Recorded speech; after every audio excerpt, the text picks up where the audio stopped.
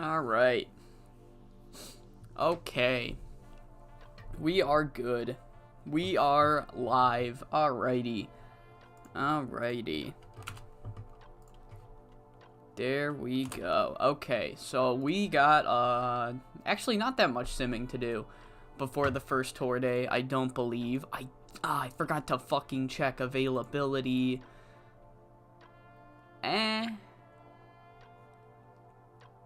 Do I care? I mean, it's not ideal. It's just one show though, right? And we got this other guy who's slightly better. No, he's not slightly better, but he's just as good as him now. I mean, okay, how much are we paying Gomon? We're paying Gomon 380. Oh shit. Okay, damn. All right, never mind. Yeah, we'll be fine. We'll be fine. I don't need to check if Gomon's gonna be there. I think where was it? Not absences. Commentary. Jesus. So they have excellent chemistry too. Okay, so we're chilling. We're relaxed. We are relaxed. All right, let's start simming. Let me start simming.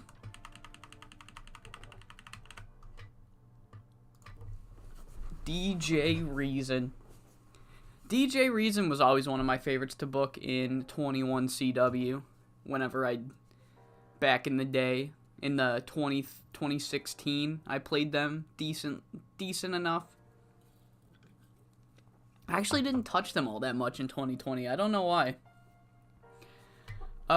You need Brandon James? What do you need Brandon James for? He's not even good. He's not even good anymore.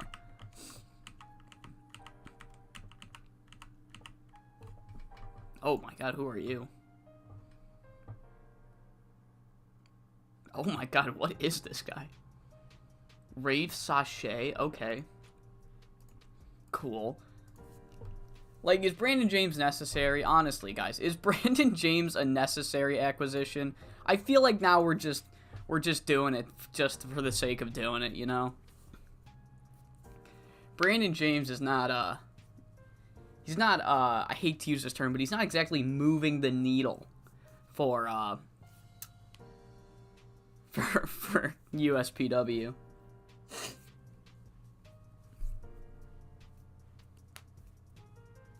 Alright. Tyra's in the gym.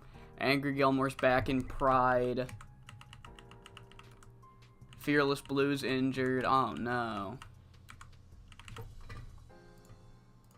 Alright. Cool. 6 days. 6 days of simming. Alright. It took me so long. I'm sorry it took me so long. So please me down. Sorry, I was listening to music right before this. And now Set Phasers to the Sun is stuck in my head. The Taking Back Sunday song. Alright. Quentin Queen's turned.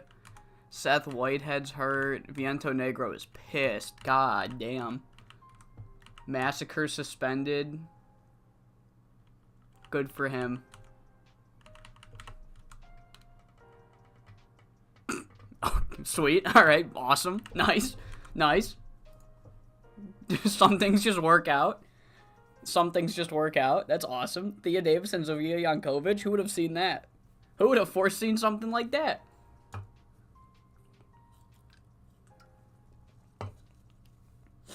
Alright, Curtis Ukulele. That's, come on. Curtis Ukulele? Really? That's his shoot name? You gave a man the name Curtis Ukulele, and that's not his work name? Alright.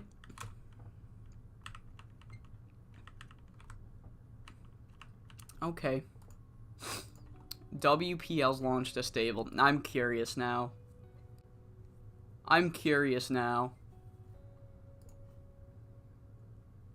I'm no longer curious. Harold Power? Who is Harold Power? I've lost my curiosity. Who is this guy? Who the fuck is this guy? 56? Jesus Christ, he's over. Oh my god. Is he? Oh, alright, alright. Is he canon, or is he a new gen?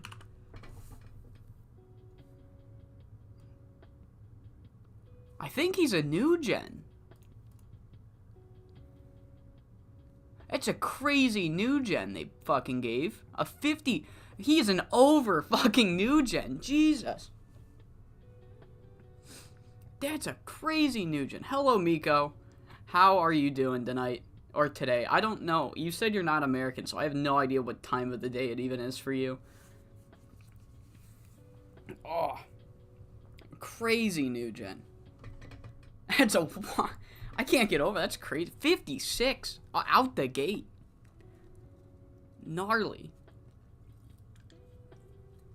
Oh, I'm sorry. All right.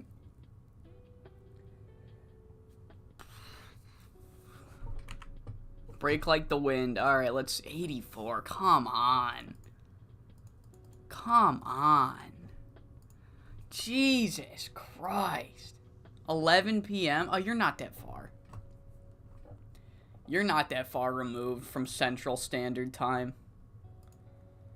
Jesus Christ, what are we doing here? What am I looking at? SWF's in shambles. SWF is in shambles. Now my nose is runny. Why is my nose runny?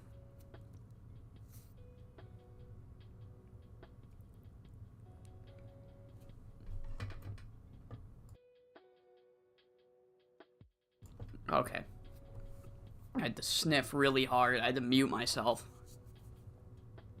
Oh, we're processing Miguel Rivera. Oh, no, okay. Dean Daniels! Dean Daniels! Come on! Fuck you. God damn it, I wanted Dean Daniels. Dude, I know. Cougar getting the belt. Sorry for anyone that's not caught up on Coastal Zone. But, yeah, big shit's going down in Coastal Zone right now. Big shit is going down. Winter, I really could not care about VWA.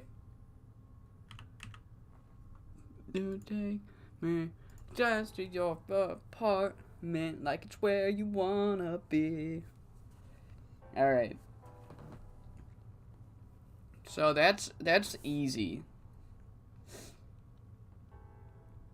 That's actually surprising. I'm gonna be talking out loud again, so sorry. I do this a lot. I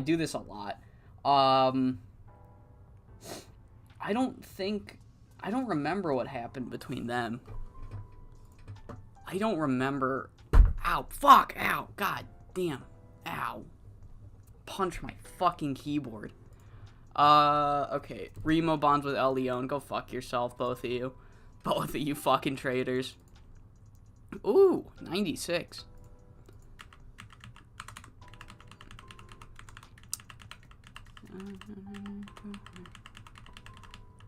Alright. One more day. Okay, I need to look at something. So, they weren't in the same block. Alright.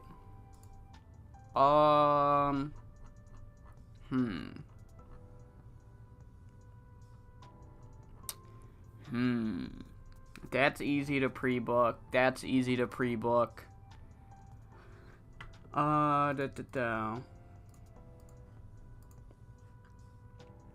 No, it's expiring again. Oh my god. Can we get a better broadcast deal yet? No. No, we can't. Shogun's gonna fucking try and bleed us dry. Tony the Wonderful dating Houston Handley? What? Where did you see that? Who is Houston Handley? Oh. Is she a little old for him? No, not really. Okay, never mind then. Yeah, I think we're just keep extending until 47. Fuck that. 30%. No. What if we cut down the? No, they still want. They still want us to pay. All right, early evening for events and tour highlights. 3 more months. 3 more months on All Japan. Okay.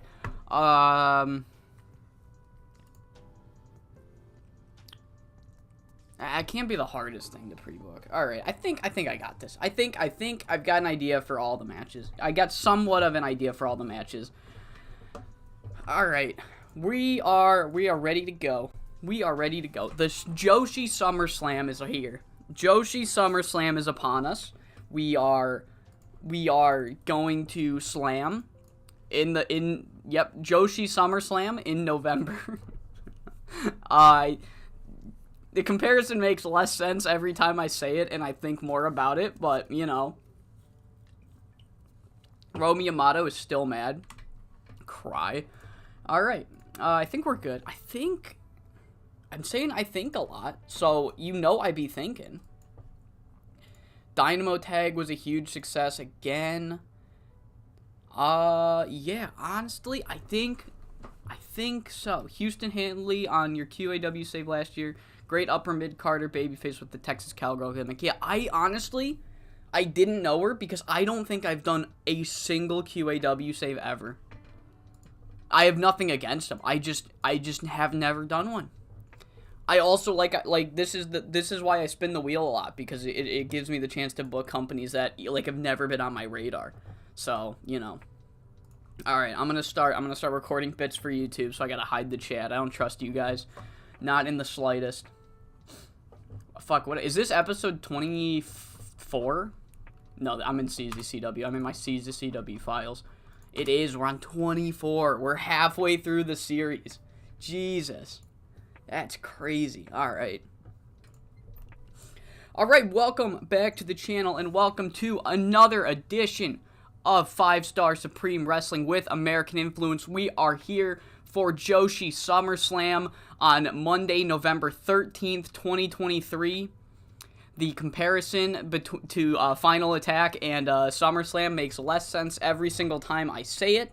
However, you get what I mean. So, yeah, we actually have a lot of matches created in the wake of the Dynamo tag. The 7th annual Dynamo tag gave us 3 different title matches pre-booked for this tour's show. At the pay-per-view, we will see Sae Akutagawa finally challenge Yu Hashimoto for the All-Asian Championship.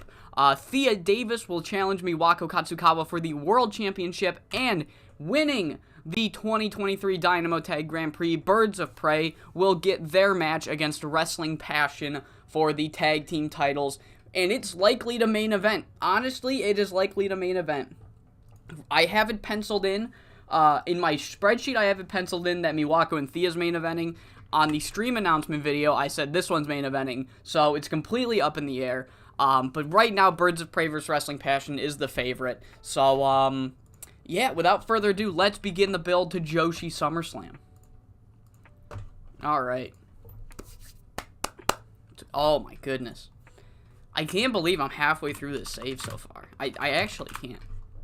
No one gets the night off. Go fuck yourself. Cool. Ooh.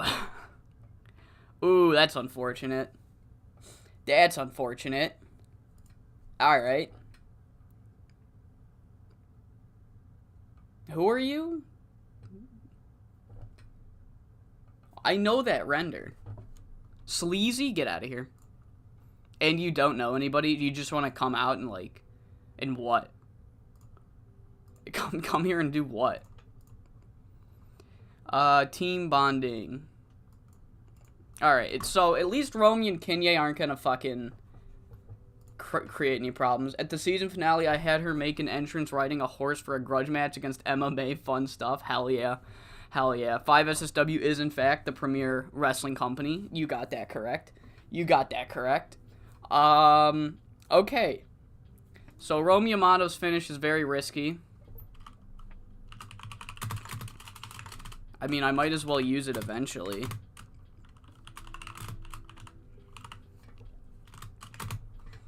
Let's see. Deck 09. Alright. Okay, how do we want to do this? How do we want to do this? So the Uprising, we've done some stuff there. This is a hard one. It's hard because I've already pre-booked, like, all the big matches.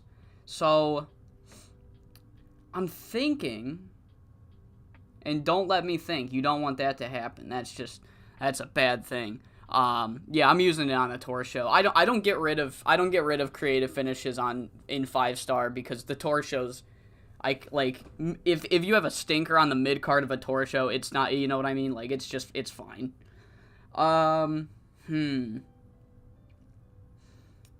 I guess we could main event tonight with some Chicas Locas versus Green Lockdown.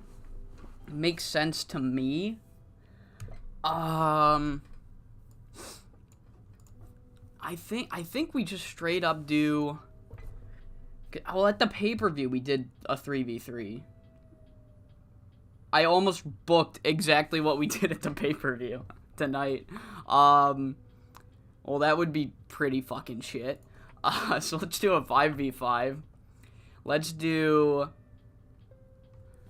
Miwako, Maya, and Lady Lotus, and we can go Rika Arena versus the Termination, Maki, and Team Sub. Let's do this. Let's run this. Can I get a Hoya? Rena's are they well known? Oh shit. I doubt Lady Lotus though. What about Lady Lotus? Oh. Damn, Sayuri Honda's a recognizable. The push is coming. The push is coming strong. Oh. The push is coming strong. Ow, come on, man. Come on. Fucking give me a break with that woman. Alright. So we could do a long one. We can do a long one. Yeah, that would be doing a Triple H. Exactly. Actually, that was the Vinceism, was the fucking WrestleMania rematches on, like, the SmackDown after WrestleMania. But we are going to have Miwako get the victory here. Miwako can pin Chieko. Open, slow build, clean. Just straight up, Chicas Locas get the big 5v5 win here tonight. As Cameron Grimes would say, she's going to the moon. You're goddamn right she is. Maya and Lady Lotus want to settle the score with the Termination. So if you remember at the pay-per-view, on the last pay-per-view, the Termination said that after the victory, they were like, we are going to finally put an end to Chicas Locas or whatever. And yeah, after winning tonight, Miwako and Lady Lotus are like, fine, you want a 2v2? You guys left this group, and you guys have been targeting me specifically. Fine, let's have a 2 versus 2. Me and Lady Lotus versus you two at Final Attack. Straight up. Hype. Scripted. Scripted. Boom. Ah, fucking Maya, Jesus. Alright. I don't know about it now. I don't trust it now. 2v2, Maya, Lady Lotus, Toku, and Unstoppable Tai. Boom, that's also pre-booked. We are also gonna run with, what can we do? We could do some Apex and, Icon Idols also. Let's do Birds of Prey versus Wrestling Passion. Let's do some of this. And we can get Kitten Tornado in here. I agree with that. That I agree with. Oh, I almost spilled my drink. I would disagree with that. Saiyan Monster, maybe? Maybe Saiyan Monster.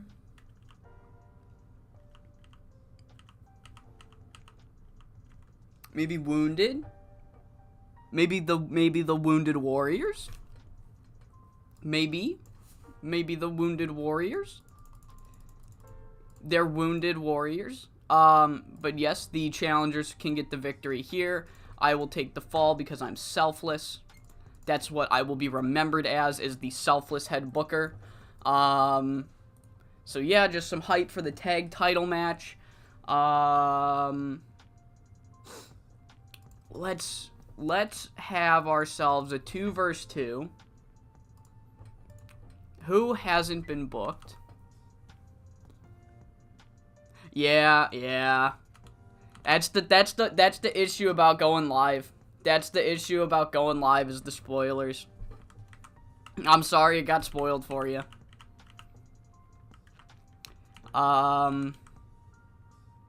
Thea Davis hasn't been booked? I didn't put Thea Davis. No, I didn't. I put fucking Maki in there.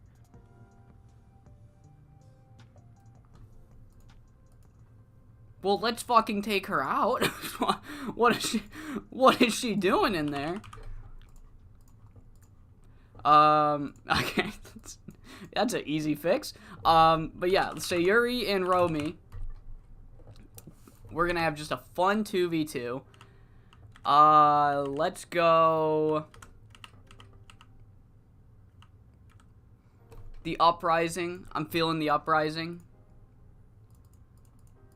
This can be our steal the show, now that Sayuri can go 15 minutes, but Selena will get the victory here.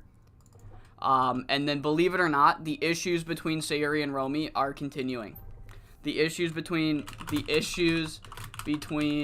Sayuri and Romy are continuing. That's not how you spell continuing. Are continuing. Okay. So, Sayuri... It's exactly what you think it is. They lost the match, and they just bicker afterwards, essentially. They just keep going at it. 2 minutes, save details, character development works, book, and then this is hype, so that's fine. Alright, let's do some 2v2s. Let's get our young lions in here. We'll do I and Ayano. Who wants in here? Zofia does. She said she did. Zofia and Spider? Maybe, why not? Zofia and Spider is a perfect example of a why not. Cry in a river, yep. Bang. And the other young lions, I think Mitsu's still hurt, if I'm not mistaken. Mitsu's still hurt. She's working through it.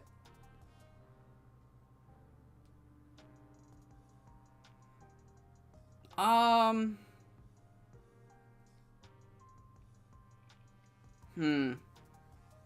don't know. I think I'll keep her off this tour. But I'll probably use her on the Reign Supreme tour. So yeah. So it's I and Mitsu. No, not I and Mitsu. It's, Nakiyomi.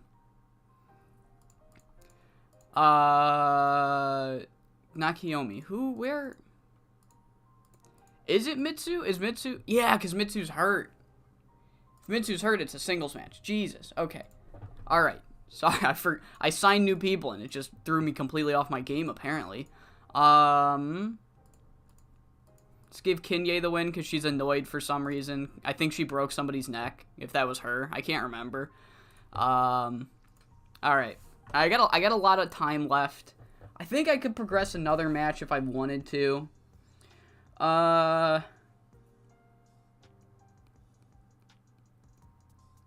Yeah, I can, so I will. I can, and so I will.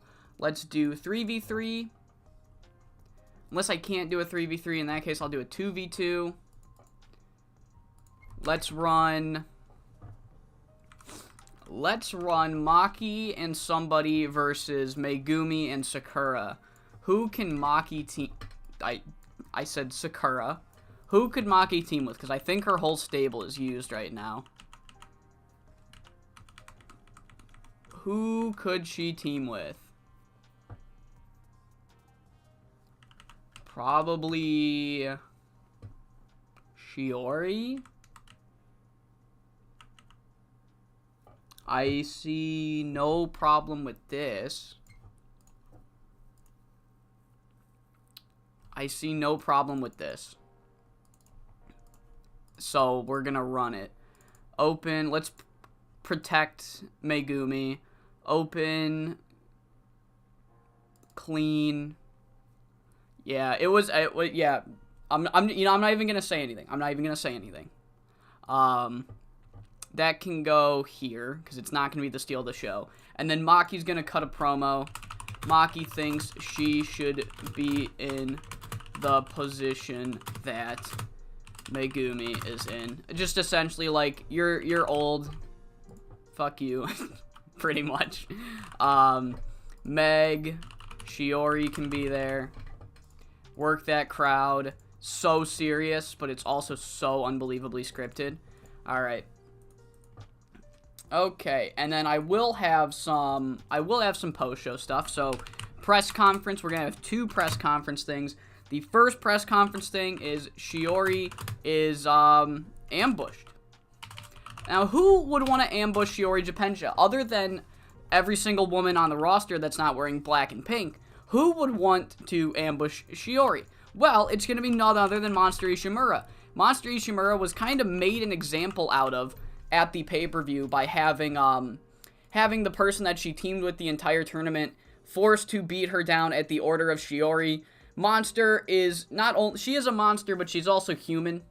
That is a very contradicting statement, but you get what I mean. She's a big brute, but she's also human. She understands. She knows that Emiko didn't want to do what she did, and she blames all of Shiori, but Monster essentially is like, I'm not one to be made an example out of, so I'm making an example out of you right now, essentially. So that happens, and then Higa scolds Sae. Sae tells her, I guess scolds is just fine. We'll keep it here. And Higa's like, Sae, I told you to fucking handle this Sayuri and Romy shit. And not only did you not handle it because they're still having problems, you're also now picking fights with Yu Hashimoto. And Sae is like, fuck you, man, fine. You know what? No, I don't take back what I did. I'm still gonna challenge for that All-Asian title. But if you want, I can keep fucking, what's the word? I can keep Sayuri and Romy in check if you need me to. Fine, I will keep them in check. Whatever. But I'm still going for that title. Alright. So that's there. Maybe Monster should get a rating above 60 then. Dude, she's not doing bad. I'm not gonna lie, she hasn't been doing bad recently. She actually hasn't been doing bad. I think if I give her a little push, she might actually be a valuable member of this roster. 69. Like, you can't get much better than a 69. All right, 106 minutes. I think we are good to run the show. All right.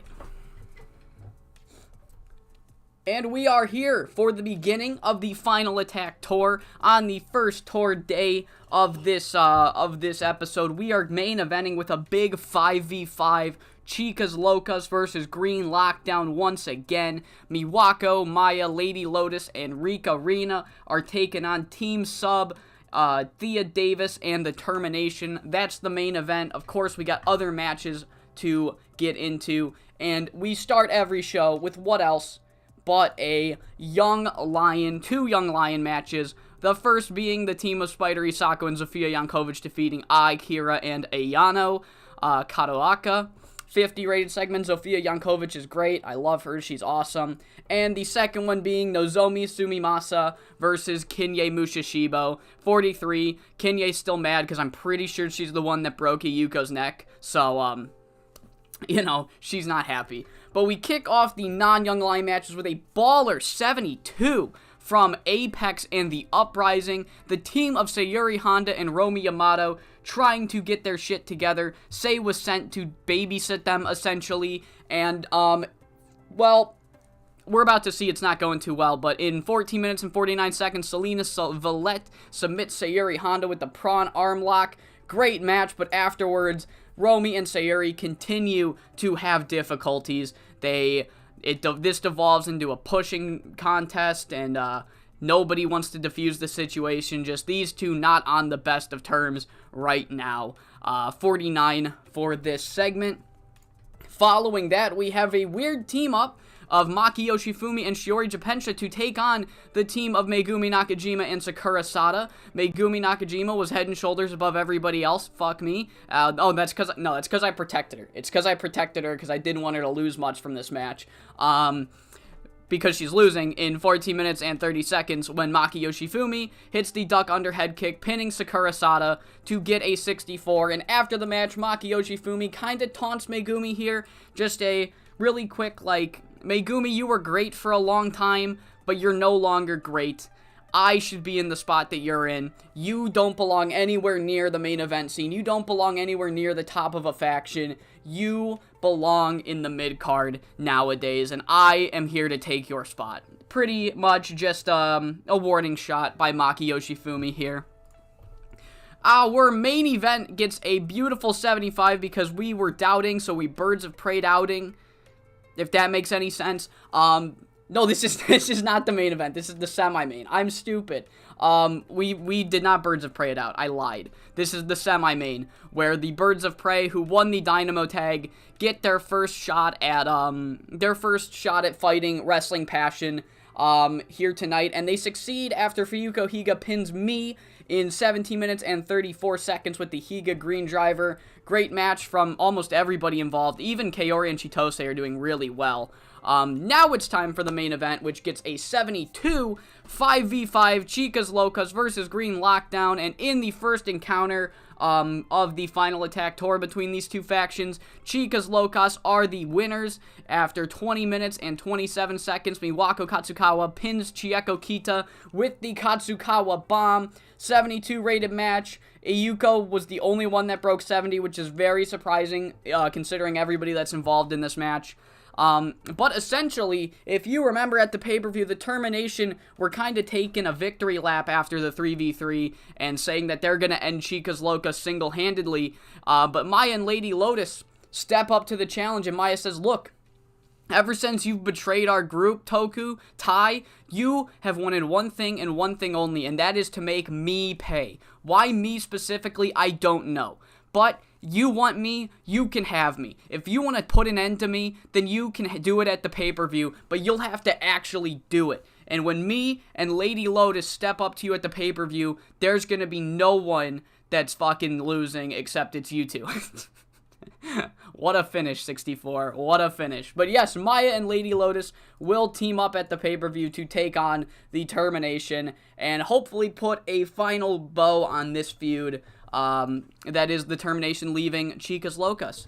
That is how we end the main show, but we do have some highlights from the interviews afterwards, and the first one we highlight is Shiori Japensha is cutting a promo, a similar one that only Shiori can cut, when she is jumped and laid out by Monster Ishimura. Why would Monster Ishimura want to jump and lay out Shiori Japensha? Well, obvious reasons. It's because of what happened at the pay-per-view. Shiori forcing Amiko Miyoshi to beat down on Monster Ishimura to prove her loyalty to Best Ever. Monster Ishimura is not going to take something like that lightly, and she puts the fight right to Shiori Japensha, not attacking the messenger, not attacking Amiko Miyoshi, attacking the person giving the orders, and letting Shiori know that she is not one to be bullied around. 48 for that, and then we have a promo between Fuyuko Higa and Sae Akutagawa where Higa essentially says, Sae, I told you need to handle this Romy and Sayuri shit. And Sae is like, what? Why me? And Fuyuko essentially says, I got my own shit to do right now. You said you would handle it. Handle it. And Sae's like, fuck, I did say I would handle it. I'll get them in the next show. I will handle it on the next show, essentially. So that is how we end the first tour show. Beautiful stuff. Beautiful stuff. $11,000 at the gate. No popularity updates in our region. So the push for medium is still a grind here. The push for medium is still a grind. All right. Sakura Sada after watching Connie Moore stinking it up. Oh my. don't know how to hold my Kirin Ichiban. Alright. Alright. Recovery. I thought that's... Oh, fucking Christ, man. Jesus. This is the whole roster. Bro, her neck is broken. Why does she want more money? Alright. Oh, 60. Okay, 51's not bad. 44's not bad. 41's not bad. 49's not bad. 60... 56. Not, okay, these are... So far, these are all decent. These are all decent. Thea Davis is getting a world... Oh, Jesus. Fuck. That's a bit hefty. Thank you. Yeah, you wouldn't fucking pull out, would you? Alright. Fine. Oh, whatever. Yeah, I know, right? Holy shit. Fuck. Are you over yet? Can you fucking... God damn. Can you get over? I gave you a title. Get some fucking momentum. Please. I didn't even read that. I blankly I blankly stared and nodded at whatever Jemmy just said because I did not read what she just said to me. I have no idea. I'm just like, yep, they're good. Whoever's a star, I have no idea what I just said yes to. Suffering from success. Yeah, dude, they saw the over 100 grand we made from the Dynamo Tag Grand Prix. I want to know who fucking leaked our finances to the talent. I need to know. I need to know. Alright. Written contracts are my friend, yeah. However, I can't afford them right now. I know we're making a shit ton of money, but I cannot afford written contracts. Also, nobody's gonna wanna agree to them until we're medium. They will agree to them now, but they want a lot more money. So it'll be even worse. I'm tempted to just only give Maya a written contract because fuck, man, I'm so sick of this Maya versus Steph Blake shit. It was funny at first, now it's just like really sad. Like, damn, they're still going at it. Every fucking what is it? ELPF show, every single one. All right. Politics and multimillonario. Uh-oh.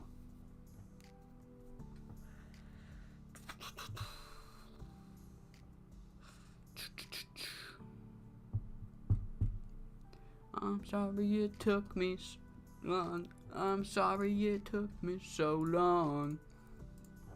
Alright, 7 students. Jemmy has an angle idea. Annoyed her. Thanks, guys. Really appreciate it. She said Yamato has charisma. That she does. That she does. Maya and Steph Blake equals Solo versus Cody. I saw Solo returned again to face Cody. Man, am I not moved. I am just so not moved. I am planted still, actually. Safe bet. Thank you, Jemmy. Thank you. When does it expire? Fuck. I was gonna use it at the pay-per-view. You fucking... Alright. Why do I have a morale officer? Because if I take her off at this point, I'm gonna piss off my world champ. I did it right when the game came out. So now if I take her off, my world champ's gonna be mad, and I don't want to deal with that. I think she has yelled that before. I'm pretty sure I've done a promo like that before. Alright. Boom, boom, boom. Let's do some big 3 stuff. And by big 3, I of course mean Eri, Megumi, and Yuma can in fact take on Maki, Atsuko, and Chieko. Should this be main? This might be main. It might be semi-main. I'm gonna put it at 20 for now. And we are going to have the girl, Yuma Maruya, our Lord and Savior, pin Chieko Kita, open. Let's keep... no, we'll leave it. Open, slow build, clean. And, team sub, lay out, icon idols. They were unhappy with the result, and they've done something about it. So, Atsuko, Attacker, Atsuko, Chieko, you are not Chieko, Chieko and Maki. We are going to have Yuma, Eri. Oh, wait, I have these girls on Attacker. Yuma, where are you? Yuma, victim. Eri, victim. Megumi, victim. 2 minutes. Such a surprise. I mean, I'm like shocked. And then we are gonna have team sub. We're embarrassed. And Kitten Tornado will pay. That's essentially the gimmick. That we have two shows into the new tour, and they are 0-2. So team sub were embarrassed, and they are, yeah, the Kitten Tornado will pay, essentially. That's the gimmick. All right, what else am I doing? What else could we do? What happened at the pay-per-view with High Fly Royalty? Oh, that's right, the Uprising got rolled up quickly. That's right. So let's run a 4v4. Let's run an Uprising and Bulk and Blue 4v4 against Wrestling Passion and High Fly Royalty. Alright, this one can go... I think Yukiko is a... No, Yukiko's a well-known now. It's Connie that's a recognizable. Yes. So it's going to cap out at 22. Machiko is going to pin Talia Quinzel. Open, slow build, clean, book, and then essentially, if you remember, the Uprising had jumped High Fly Royalty at the end after the 4-way tag match, and they were like, the only reason that we didn't win this match was because it was luck. High Fly Royalty asks the Uprising, quote, "Is it still luck?" Luck, question mark. So yeah. Machiko, Yukiko, Selena, and Talia. Hype, scripted, just continuing this feud pretty much. We could do an Apex Best Ever main. We could do that. We could run, in fact. But what would I run? I can't run, okay, I'll save it for now. But I need to do the Sae and Sayuri and Romy shit. And so Sae is essentially playing mediator, along against Venomous and Zofia. This will, in fact, be our Steal the Show.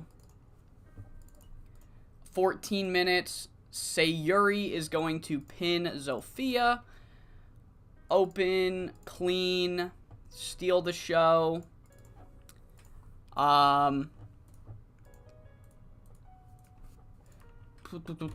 Romy and Sayuri are vibing.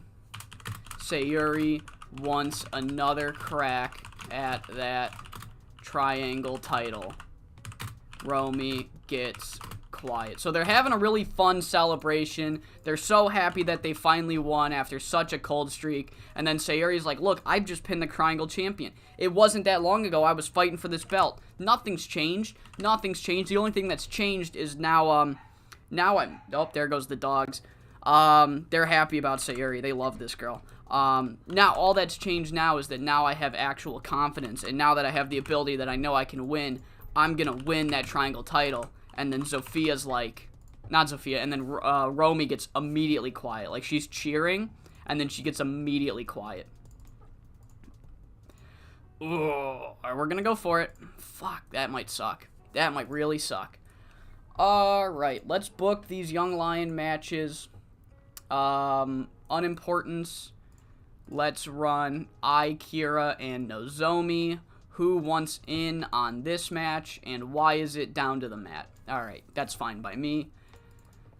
Hoshiko can get the win, because Hoshiko always gives me good performances, and I just refuse to push her for an unspecified reason. I genuinely don't have one. And then we can do the other girl, Ayano.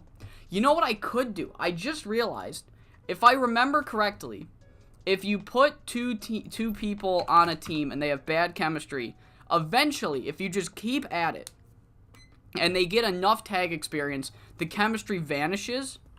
So, I think, why don't I just put them in a team? Because they're not going to be doing anything for the next 2 years. Why not just put them in a team so that,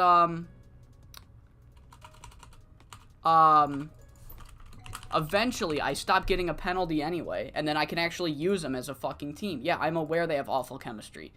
I will ignore it in the future. This will be the one that I ignore in the future. So yeah, that just dawned on me. I can do that. I have me when I discover I have free will. Nozomi, where are you, Nozomi? I already booked Nozomi. It's Ayano I need to book. Ayano can take on... Who wants in? Who am I feeling? Who am I feeling? How much does Thea Davis make a show? It doesn't fucking matter. She lost on the last one. She can get a win. Yeah, it's fine. Thea Davis. Alright. And then main event time. Main event time. 3v3. We're doing some Shiori and Chibi violence. And then they can take on Monster. Do we do birds or do we do a different combo? We could do Monster, you, and somebody. There's not really... I haven't booked you, though. I guess let's run Monster, you, and Jemmy. Let's go for it. This is the main event. 22 minutes. I believe Amiko and Asami. Asami's only a recognizable still. Damn. Alright, 19 minutes. Monster Ishimura will go over on Asami Okubo. Or no, for the story, she will pin Amiko. Open. Clean. Book the segment. I don't know if that's the main event, though. I don't know if that should be the main event. Because it's only going 19.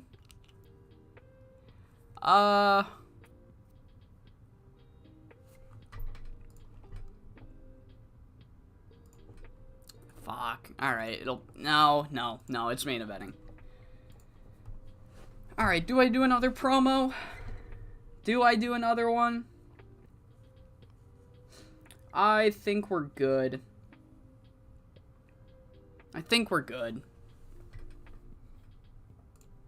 Monster gets her win. I feel like I should need a promo. I just don't know what to say.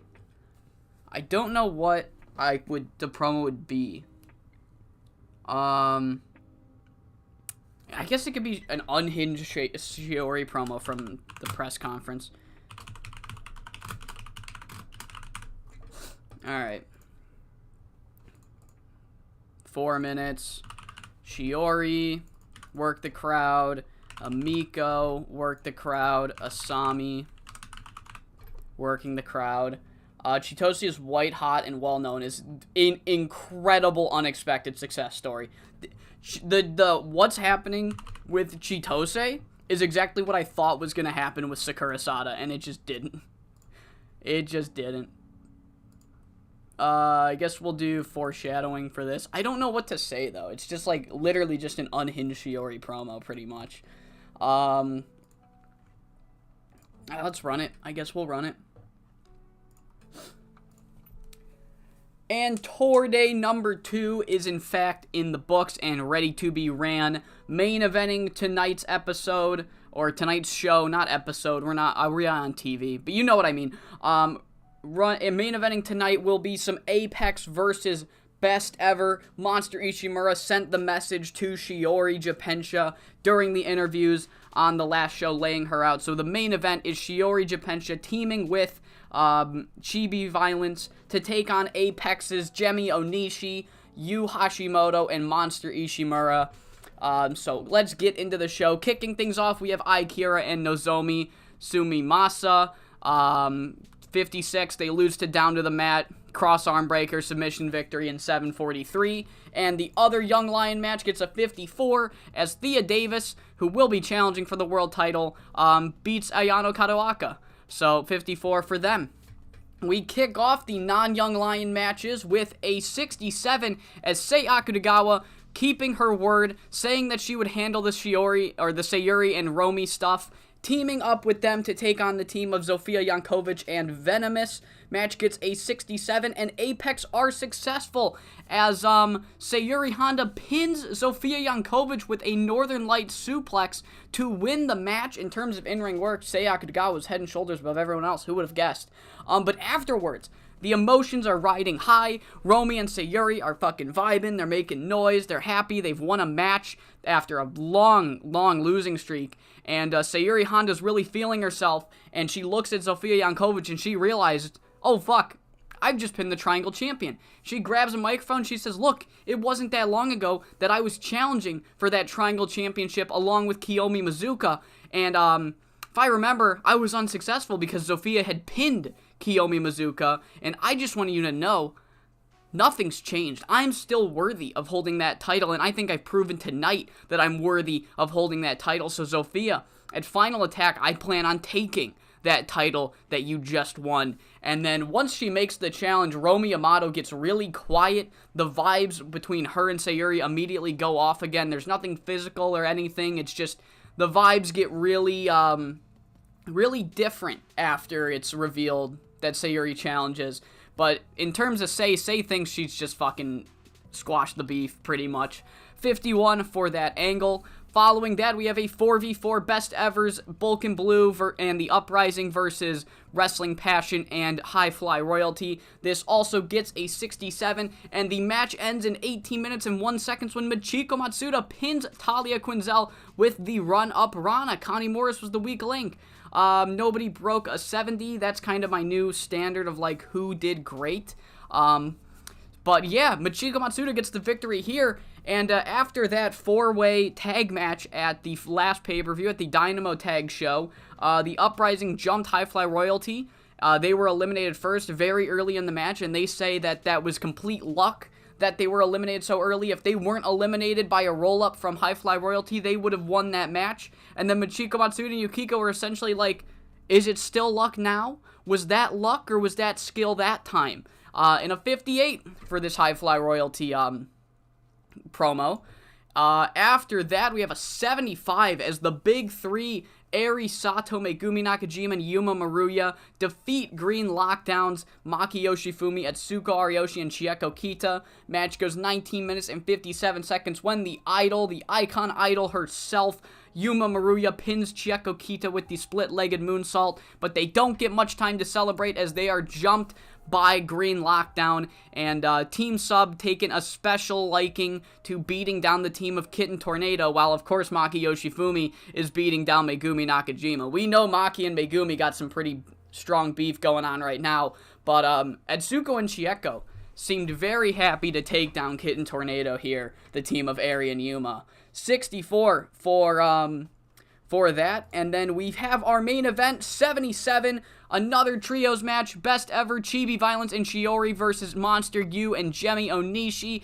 This match goes 19 minutes and 53 seconds when Monster Ishimura gets her revenge on Amiko Miyoshi with the running butt avalanche. Monster Ishimura sent the message to Shiori last show, but has taken the message to Amiko tonight. Shiori practically refused to get into the ring at the same time as Monster. Let's say there was only like a good 50 seconds total with those two in the ring at the same time. So a 77 to end the show, and we do have some more highlights from the post-show. The first one being Team Sub essentially saying, look, we don't appreciate the tag team division being watered down by a team like Kitten Tornado that constantly come in, get lucky, get opportunities based on name value, and then get lucky and win. We built this fucking tag division. We've ran this tag division. We just made it to the finals of the Dynamo tag, and here are Kitten Tornado coming in, trying to ruin everything that we built. Kitten Tornado,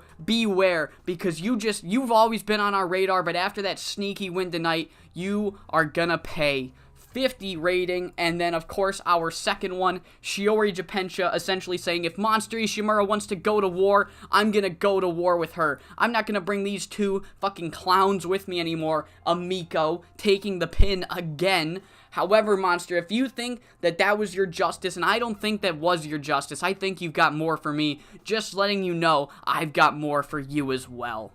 A 45 from Shiori, a 79 overall for the show. Oh my god. Another $11,000 gate. We did not pop another point in Kansai, but we did get everywhere else. What a fucking rating for a tour show. Jesus. 79. Oh my god. Alright. Let's see what you guys were saying. Zofia is 64's Damian Priest. He loves her and books her strongly, even though she has chilly momentum and the crowd goes to sleep when she enters the arena. She's casting a spell, okay? I don't think you would understand. It's part of the gimmick. It's part of the gimmick.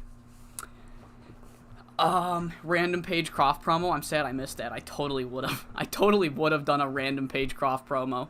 Daigo and Bison. So he tore his rotator cuff. That's unfortunate. That is actually unfortunate. What is the QAW Shockwave? Is that just their mid-card title? Like I said, I've never done a QAW save, which is kind of sad. It is. It looks like their American title. I know it's not called the American title, but it looks like it could be. In my defense. They are queens of America. Never mind. I'll shut up. It's fine.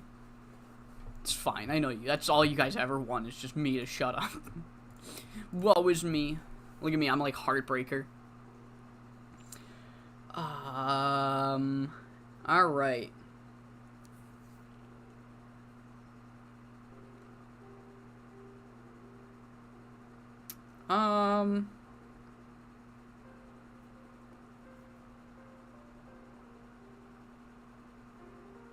Bro, you don't get it, bro. The ratings are gonna go wild if the people think we're casting sleep magic, bro. Oh, dude. And you guess what? Zofia Yankovic cast a sleep spell and we get a 79 on a tour show? I don't call that a coincidence. That's not a coincidence. Absolute, like, cause and effect. There's the cause and effect.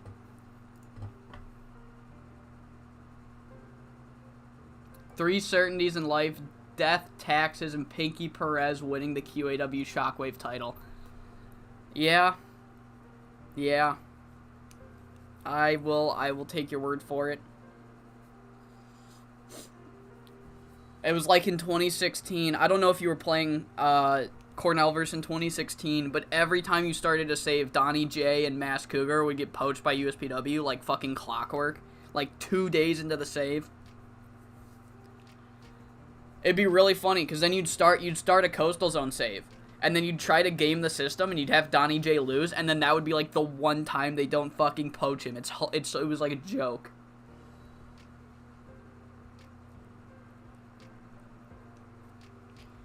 Alright. Tiffany Jade and J Core Showdown at sundown. Let's actually see how AI Coastal Zone's doing. Fucking no way. Look at that. No shit. And Mass Cougar is the champion. Get a fucking load of that. Oh my god. Oh, I got something in my eye. Oh, that's just beautiful. Oh, it's really irritated. Oh, that's unfortunate. Okay. That's really funny. That's actually really funny. That's really funny. Strength Rush happened. What happened on Strength Rush? They just run this every fucking pay-per-view, it seems like. Oh, and he got hurt. Oh, it's just a stinger. Okay, fine. Okay, alright. Come on, Maya. Did you win, Maya? You know she did. Jesus Christ. Like, just to fuck with them, I'm gonna start offering written deals. Just to make sure they can't run that anymore. Alright. Jemmy and Yuma were getting on really well. Shiori and Mitsu were getting on really well. Unstoppable Thea is a creative finish. Nozomi was not oh, Jesus fuck. Oh, Jesus fuck. Alright. Bit of a gamble. Why not? I gotta get better of checking these. Because I keep forgetting about them. Alright. What do we want to do here? What do we want to run here?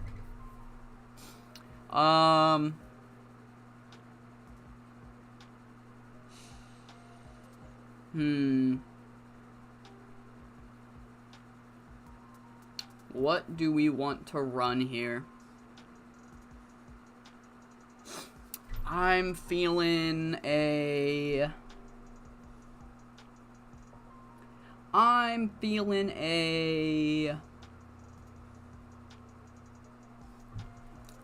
this. I'm feeling a 3v3 here. I'm feeling a Uprising and Shiori versus High Fly Royalty and Yuma. Here's what I'm feeling. This could probably 22 because of Yukiko. We're gonna run Talia over Machiko. Open, called, slow build, keep Yuma strong. Book that. Then we're gonna have a 2-part angle. No, we won't. We won't have a 2-part angle. We'll save one for the press conference. But Shiori and Maki cross paths in between matches. And it's just noted, like, dang, like, as Shiori takes a little bit longer than everybody else to go to the back, Maki starts entering, they kind of cross paths, and they kind of look at each other, and they kind of, like, weirdly nod at each other. It's a weird moment. It's a very weird moment. Alright, scripted, save details, book segment. Then we're gonna have, in the press conference, the Uprising proved that it was all luck. HFR say, let's settle the score at the pay-per-view. No, you know what? We'll save that. Spoiler, they're gonna have a match for the pay-per-view. We'll save that for the next show because I got a stip I want to add to it, and I think it'll be beneficial if I do that live.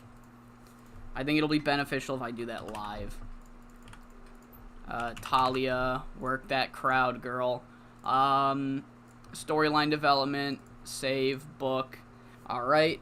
Then we, of course, need to have the aforementioned Maki Yoshifumi match. Let's run a 4v4 where we'll put... Let's do Maki Maki, Team Sub, and Thea. And who can they take on? Maki, Team Sub, and Thea can take on some, maybe not the quad squad, but we can do some best ever girls. Would it make more sense to have the termination in this then? I think so. We'll do down to the mat, Lady Lotus, and Maya. That's what we'll do. Can it go 18? 18's fine. Let's have Toku get the victory on Lotus. Protect Maya. Open, slow build, clean. Book it. Cry about it. Alright. Fine by me. And then let's run a...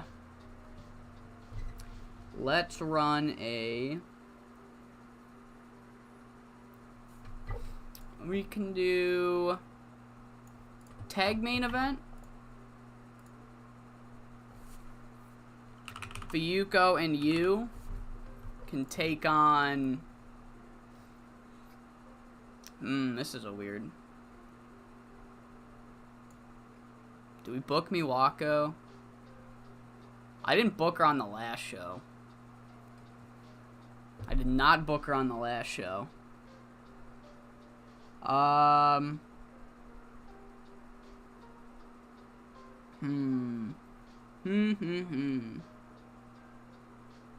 Maybe not. Maybe not. Let's book a different match. Let's book a 2v2. Venomous versus Romy and Sae. Alright. 16, steal the show. Sae can get the victory. Open, clean. And then Romy after the match. Romy waits for Sae to leave the ring before calling out Sayuri, saying she was the anchor in the team and she should be in a triangle title match. She should be in the triangle title match instead of her. Alright. Surprise. Cool.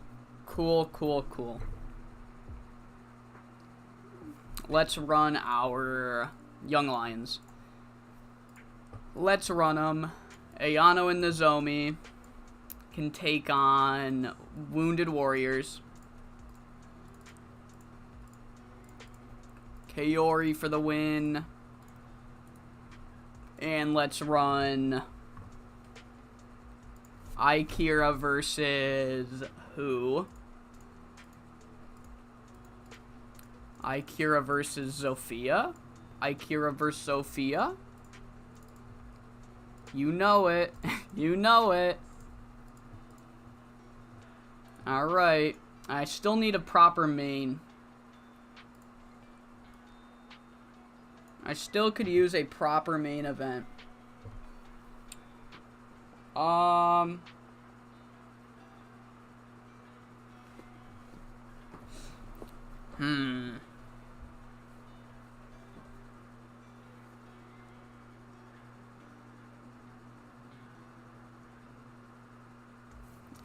Let's see. Who do I got? I got the tag champs. I got Birds of Prey. I feel like I kind of really want to use Miwako.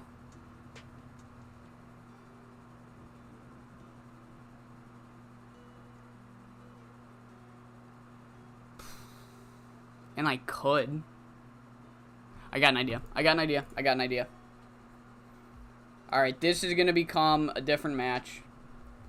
This is just going to be Romy and Sayuri straight up. Straight up, just Romy and Sayuri. And then she's gonna... Romy can get the victory. And then she'll just call her out to her face. She'll call her out to her face. Just straight up like, you aren't shit. You aren't shit. And then main event. Main event can be, Sae, Yu, and Monster versus Rina and Miwako. Alright. 20 minutes. Miwako can go over Yu Hashimoto. Keep all of them strong. Open, slow build, clean. And then Sae and Yu get into a fight afterwards. Straight up. Because the whole gimmick was like, Sae lost all respect for Yu during the Tag Grand Prix, and now she's fucked up another match for him. So, yeah. Damn, I ran out of time? Fuck. Okay, that hasn't happened in a while.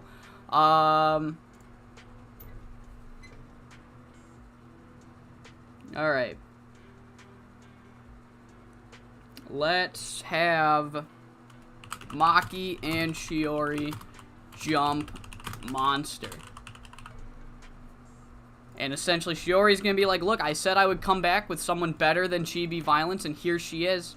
Here she is. How do you like Maki Yoshifumi, Miss Ishimura? Scripted, 4 minutes will be fine. Interview, backstage pre-taped, surprise, and yeah, that's the show. That's the show. That's the show. Day 3. Day 3. Alright, we are here for day 3 of Final Attack. Things are still going strong. We have our world champion in the main event once again. Miwako Katsukawa will be teaming with Rina to take on the team of Sae Akutagawa, Yu Hashimoto, 2 people that are going to be fighting at the pay-per-view, and Monster Ishimura. That is our 3v3 main event for the pay-per-view.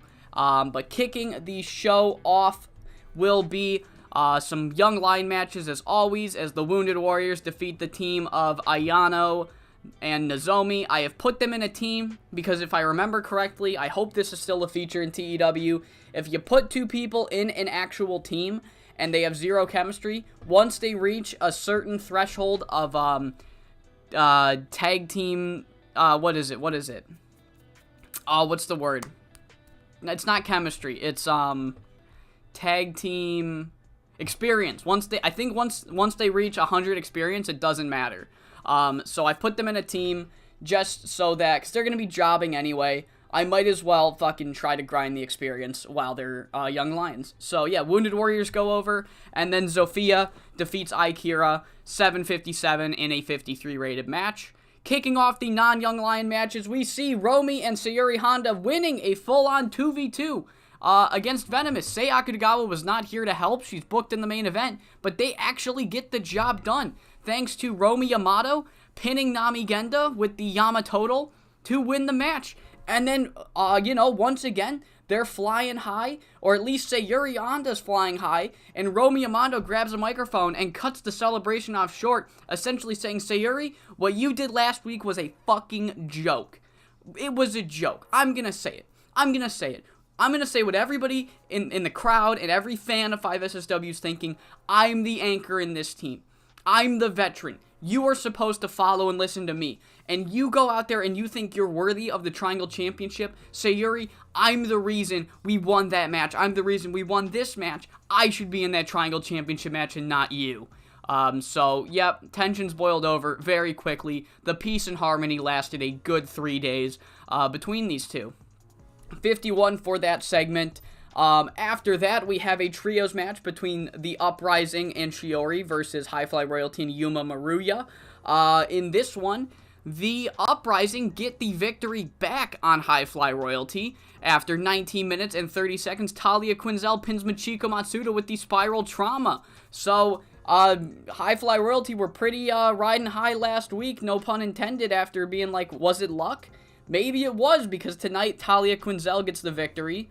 But we have a weird little angle after that, as Shiori kind of takes a little longer to exit the arena, and eventually Maki Yoshifumi starts to enter, and the two meet at the very top of the ramp, and it's not a hostile, in fact, it's quite the opposite, as the two see each other, and they kind of like smile and nod, like they both approve of each other in their own way. Very weird stuff. But yes, Maki Yoshifumi is in a match up next, as she is teaming up with Determination and Thea Davis to take on down to the mat Lady Lotus and Maya.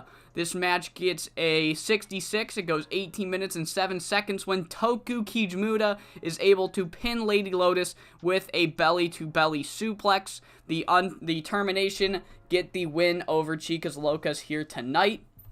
And our main event gets a clean, crisp 75 as we see the world champion successful once again, this time pinning Yu Hashimoto, pinning the current All-Asian champion with the Katsukawa Bomb, 75 rated angle, and we end the show with Sae and Yu Hashimoto. The tensions have boiled over. Last time they faced, it was an exchange of words, now it's an exchange of blows. This partnership, these two members of Apex are very much not fond of each other after the embarrassing performance that was their Dynamo tag run. They had no chemistry. Sae Akutagawa finally caved, cashed in for this All-Asian title match, and now, after another loss, this time thanks to Yu Hashimoto, Sae and Yu have no choice but to start brawling to end the show. And we do have a highlight from the post-show interviews. We have two highlights, I mean. The first one being the Uprising kind of taunting High Fly Royalty, just straight up saying, yeah, I do think it was luck, actually, after what happened tonight. It does, in fact, seem like that victory at the pay-per-view and last show was luck, wasn't it? So a 43 for that, and then we have a 50, where much like at the beginning of the tour when Monster laid her out, Shiori Japensha comes in with Maki Yoshifumi and lays out Monster in the middle of one of her promos. And it's essentially like Shiori's like, Monster, I told you I was coming back with someone bigger and better than Chibi Violence, and here she is, Maki Yoshifumi. We saw each other, we liked the look of each other when we went face to face, and we're gonna be working together to take you out. She's still got some bad blood. She doesn't appreciate you from her time in Apex, and I don't appreciate you thinking you're better than me. 50 rated segment for that. Overall show gets a 76. Oh my god, things get really good when you up your production. $11,000 and some more yellow in that category. So that is tour day number 3 in the books. In the books. Beautiful. 4.4. Nice. All right.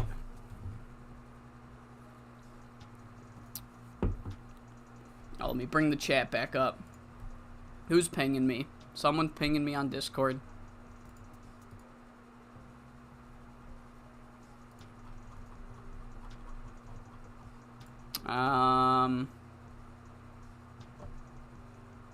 Alright, nothing important.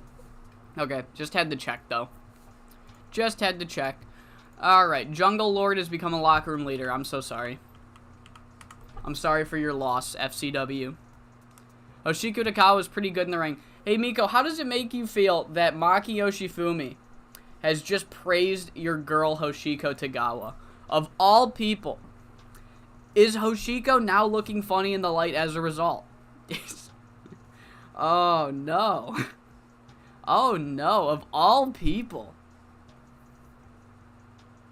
God, Maki Yoshifumi has a high enough role in this company to where she's comfortable telling me who's good and who's not. What have I done? What have I done to this promotion other than make it awesome? Oh, man. Jacob Jet. Oh, that's Trent Schaefer. I didn't recognize him. Jackpot Jordan versus Jake Idle. Ooh, shit. That's LAX right there. That's fucking proud and powerful blow up.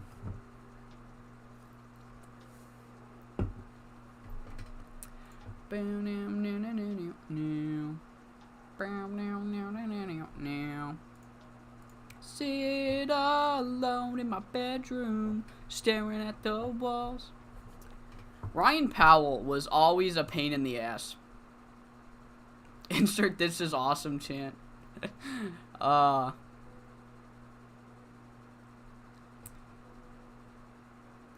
dude. Oh, no way. Is he going to US Pro, you think? Fuck, there's no way.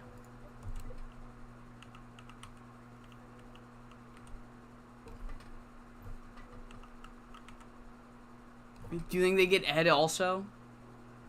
God, are they just gonna scoop up Aaron and Ed? Do you think they're gonna scoop up 2 figureheads of 2 rival promotions in one day?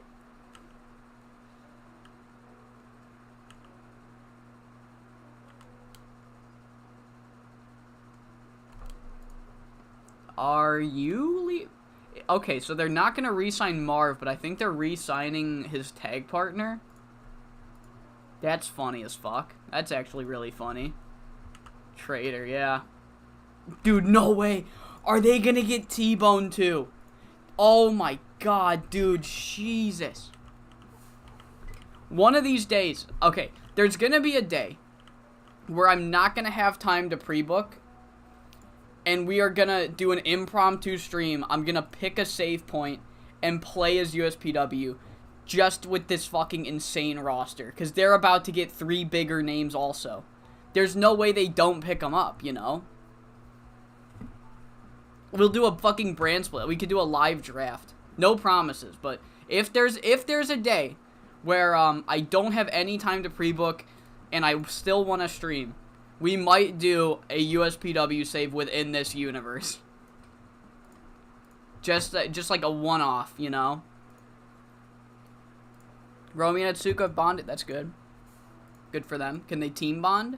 Nice. Does Devil still hate me?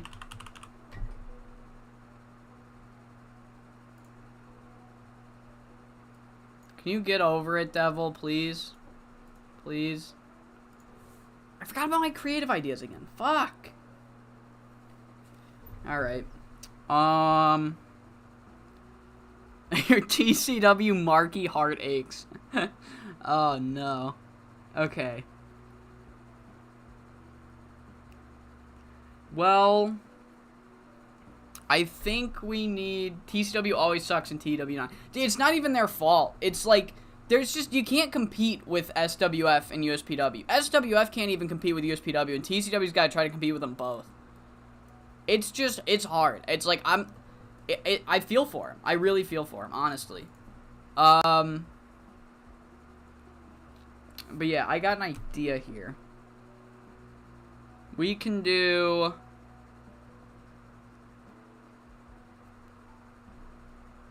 TCW go in the way of Ole? Maybe, dude. I hope not.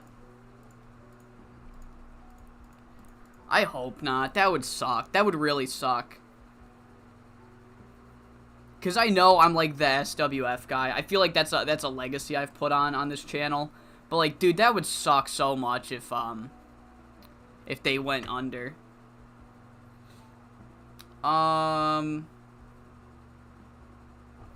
I got a fun idea. I got a really fun idea for a semi-main.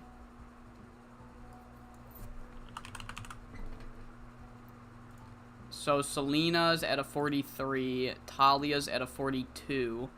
Machiko is at a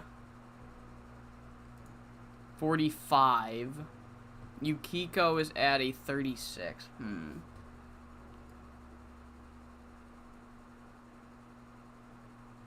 Do I do it? I think I do. Dude, Olay was so much fun. Okay, reality tells lies. If you are still here at the end of the stream, remind me, because I had An Olay save. I only booked a year of it, but it was one of my most fun saves in TEW 2020.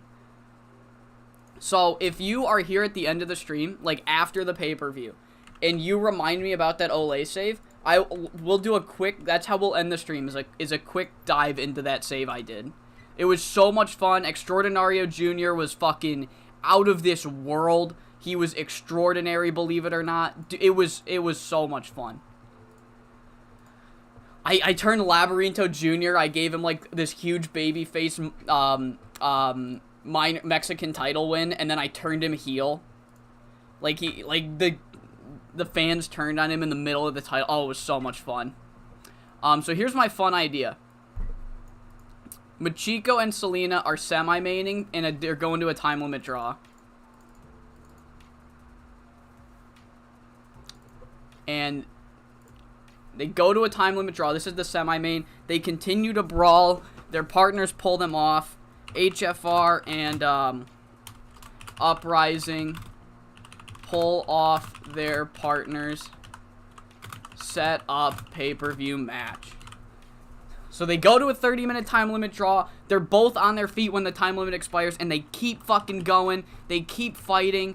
Talia and Yukiko come in. They pull them apart, and they essentially like, this isn't over. And the other one's like, you're goddamn right, this isn't over. Let's settle this at the pay-per-view. 2v2, us versus you. We'll see who the best team between us truly is. Hype. It's so hype. Alright. And then at the press conference, Devil loves what she's seeing from HFR and Uprising. Will give the winner a tag title match at Reign Supreme. The winners of High Fly Royalty versus the Uprising. The winning team will get a number one contendership match. Or no, there is a number one contendership match. The winners will get a tag title match at Reign Supreme. Post-show, scripted, backstage interview, storyline development. TCW going down would be like Olay going down multiplied by 100. Dude, it would fucking suck. I genuinely think the fans would start to riot. You would see an insane influx of Alt-C versus mods. The next day. Alright, main event.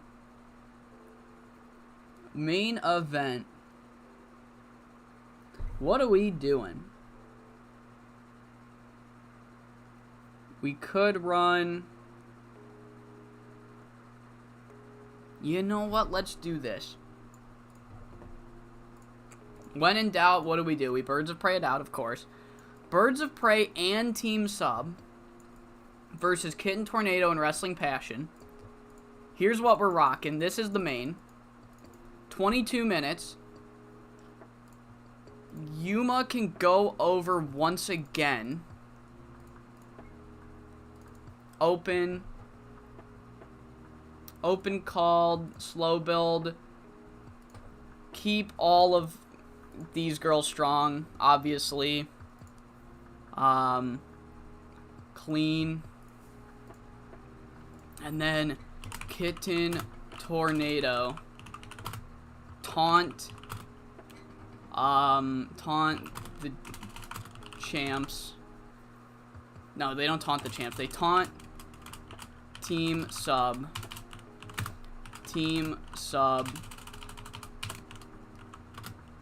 Sub fire back. I see you guys going crazy in the chat. Just give me a second. I'll get to it. So Yuma, Eri, Chieko, and Etsuko. Scripted, 4 minutes. Storyline development, book. Oh, shit. Alright, fuck it. Go for it.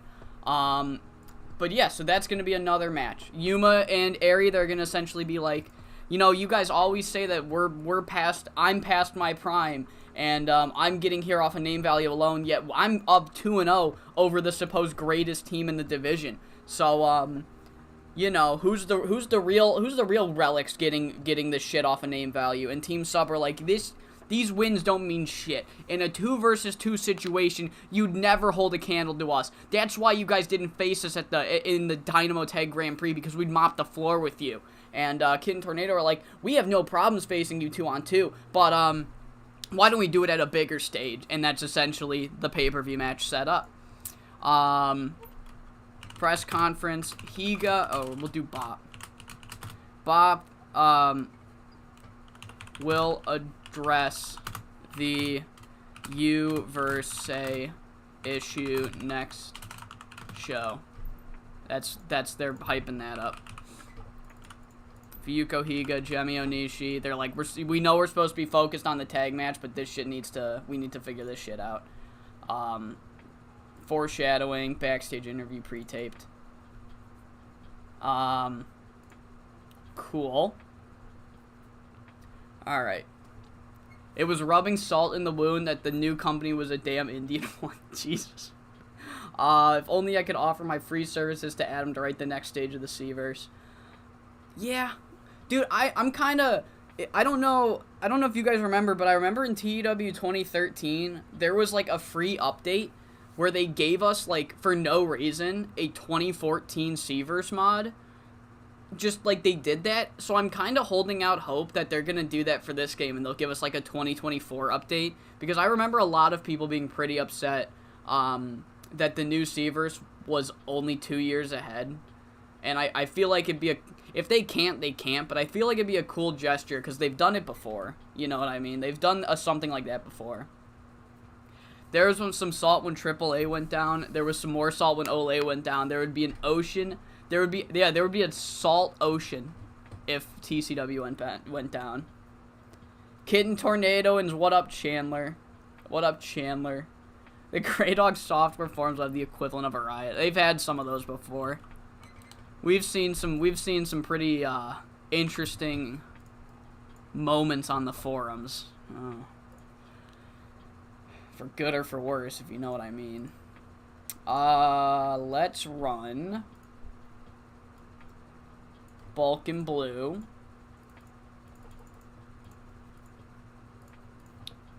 Connie Morris, of course.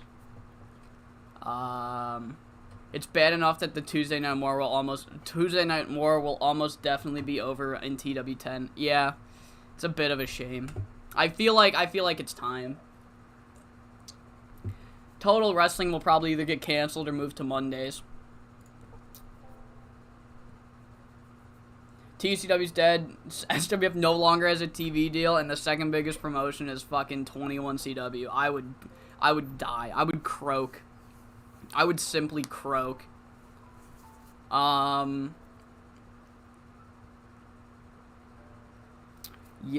What am I doing? I'm doing not Mitsu. I'm doing Nozomi. Who wants in? Have I not booked anybody? I haven't booked Kiyomi yet? Okay, Kiyomi's in there.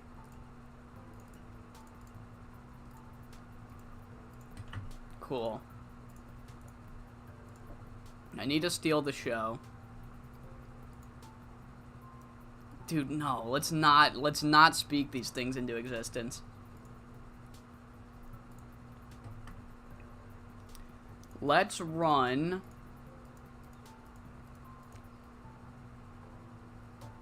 Down to the Mat versus Maki and Shiori. 16 minutes. Shiori gets the victory. Open clean. Book. And I think you can assume what's going on here. But this is Steal the Show. 15 minutes. But afterwards, Monster gets some backup of her own. And I'm sure you can guess who it's gonna be. Coming out to challenge them for the pay-per-view will be the team of Monster, Ishimura, and Megumi. Nakajima. We have one weird fucking match set for the pay-per-view. Maki feuding with Monster, Maki feuding with Megumi, Shiori feuding with Monster, Maki teaming with Shiori, leading to Monster teaming with Megumi. So Maki and Shiori. Boom. Alright. 103 minutes. I can't really do much else. I could run a... Let's do this, make this 2 minutes. And I could run...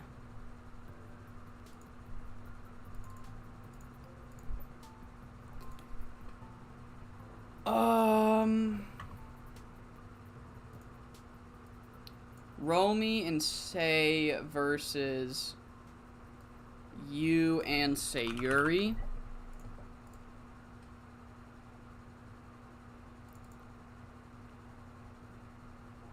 This is a thing that's happening. Let's have Romy pin Sayuri. Protect Yu Hashimoto naturally. Open clean. Book. Fuck, I added too much time to that. I meant to make it 11 minutes. Alright, and then we are gonna have, Romy gets in the triangle title match. Alright, so Romy's like, if Sayuri's getting in that match, I want in. And Devil's like, fine. Pretty much just fine. Backstage, pre-taped. Hype. Book. That's gonna go here. I'll put that here, actually. Okay, so... That's 1, 2, 3, 4, 5, 6. So we have one more match other than, CWA is in fact better than USPW. That is give this man a true. CWA is the cuck version of USPW. No, it's not. No, it's not. You take that back. You take that back. Alright, so I have one other match to book. And which one would that be? Did I pre-book it already? I feel like I did. And I just didn't actually. Unless I only have 7? I have 1, 2, 3, 4, 5, 6, 7. 1, 2, 3, 4, 5, 6, 7, 8. Okay, what did my dumb ass... There's Maya and Lady Lotus. There's the triangle match. I forgot High Fly Royalty in the Uprising. Okay, there we go. There we go. Yeah, no CW... So, little bit of 64 lore for those of you that don't know. North of the Border is what got me into Cornelverse, so no CWA slander ever. CWA slander is banned in the chat. I'm not gonna actually censor you, but, you know, it's banned. Please don't. Please don't. At least CWA put on good matches, not carried by Pop. Hell yeah, CWA based. I'm not reading the George one. CWA is a Canadian USPW wannabe. What the fuck is this? What the fuck? Oh my god. Jesus. Oh.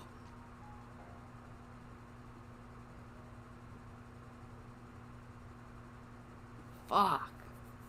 Without Seavers turned out in 9, I truly think 2020 was meant to be the last one for a long while. That's probably true.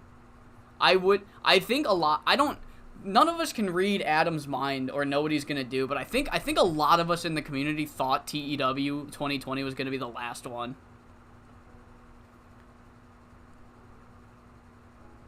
Sideshow! Alright, I'm going to run this card now. Alright, there you go. So, I'm silencing the chat so that CWA slander does not make it to YouTube. Or I guess we're on YouTube. Fuck. It won't make it to the condensed version.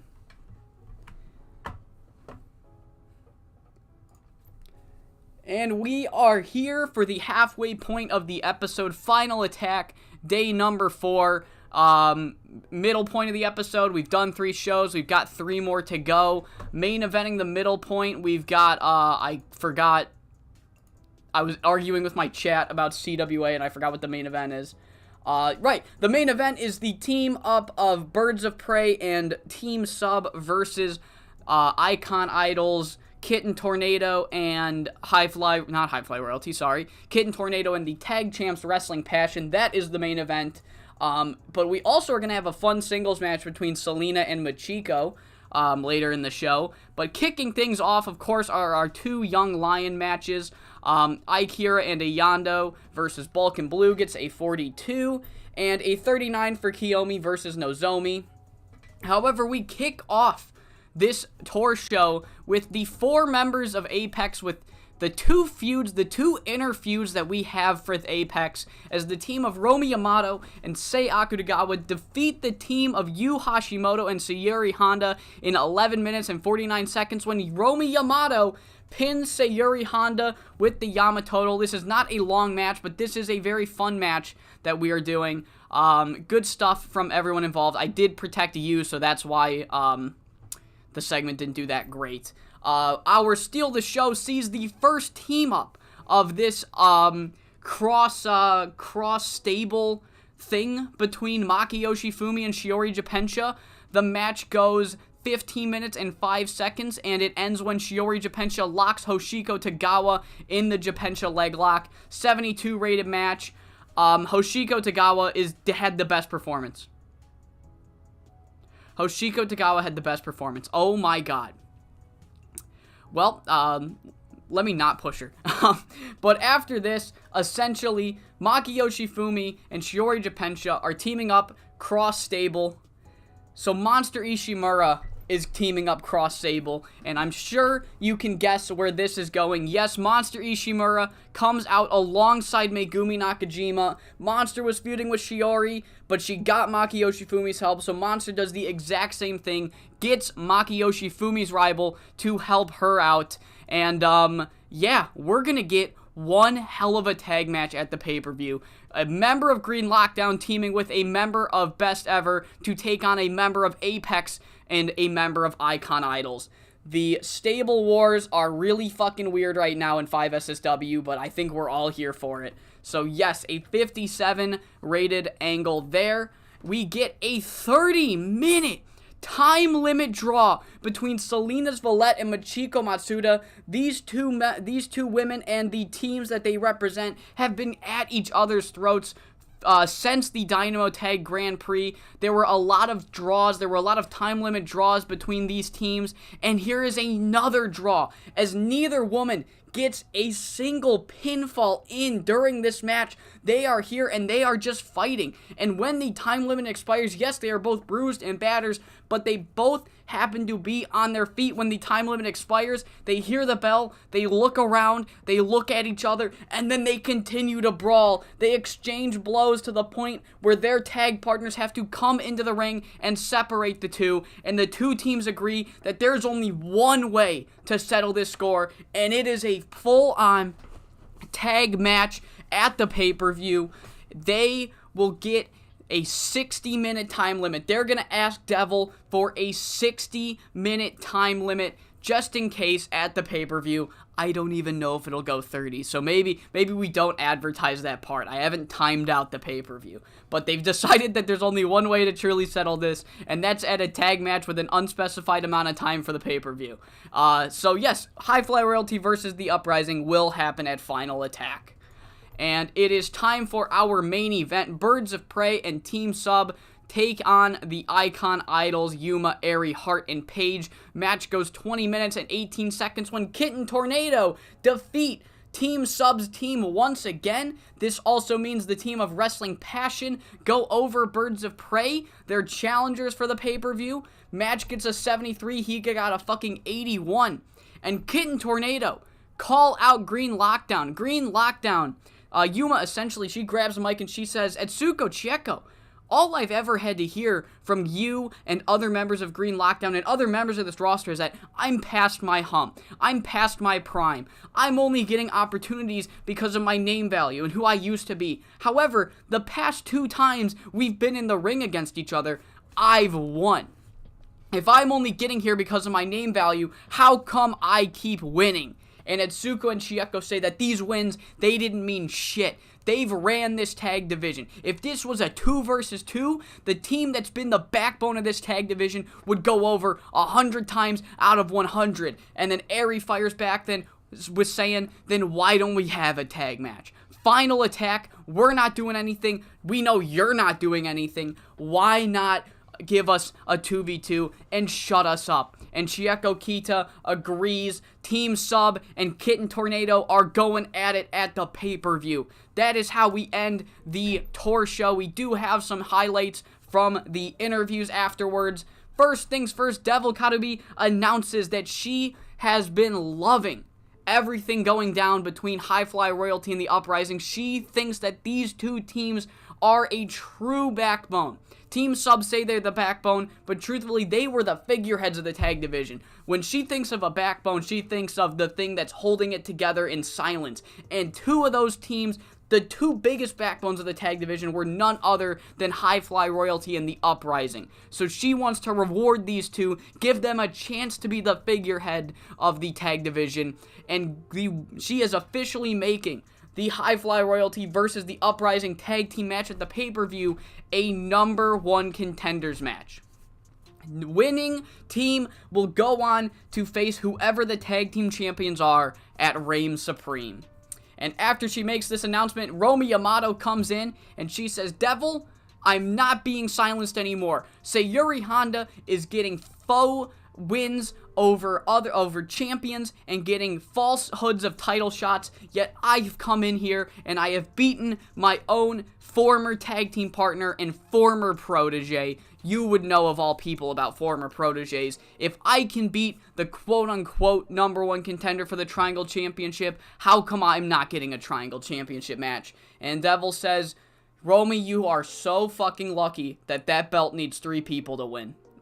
3 people to have that match happen. So, Romy, you know what? You're in. You can get in on the Triangle Championship match. So it will be Zofia versus Sayuri versus Romy for the Triangle Championship. And we get a quick message from Birds of Prey saying that, first off, that tonight's loss will not reflect on the pay-per-view, but more importantly, they note how there is too much infighting going on in Apex, and they are going to start laying the hammer down starting on the next show. So anybody within Apex that's fighting each other, you better fucking settle the score. 66 for that, and that's the final thing that we see from the post-show. 72 for the overall show, another $11,000 gate. Remember when we weren't making any money, guys? Remember that? Remember that horrible time where I'm stressing and penny pinching, and it cost me the entire Hadoyama dojo for years to come? Good thing that's behind us. Let's get to the second half of this video. Alright. Bang. Bang. That Yuma Team Sub promo was lit. Fucking love that. Alright. I gotta, like, open a window. Alright. Oh, who would have guessed? Alright. Is he going? I can't bring her back. She doesn't want me. I can't.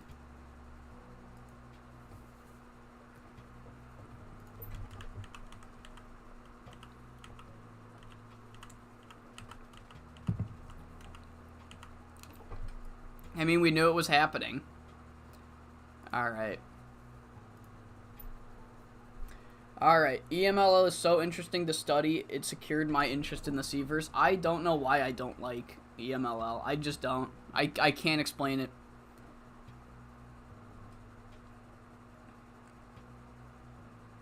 Jemmy got a title run, and it's like it was a fever dream when it comes to the position on the night. Dude, it's crazy to me that Jemmy was the one that got the title run and not Higa. You know what I mean? Like, Jemmy's the one that seems like... That's the one that's like, you get to give her first title reign, not Higa. The fact that Higa's been so good for so long and she just didn't get that title reign. Kat Hodayama and Paige Croft equals Bret Hart and Goldberg. Fuck.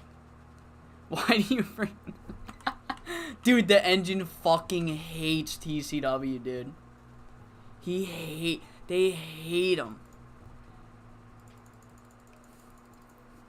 Look at this match. Look at what we're looking at here. This is what this game has created. This is what the engine has made. Look at that. Look at that. Look at this team. What do we do with this? What do we do with this? How do we approach something like this? Rocky Golden and Velocidad in the year of our Lord 2023.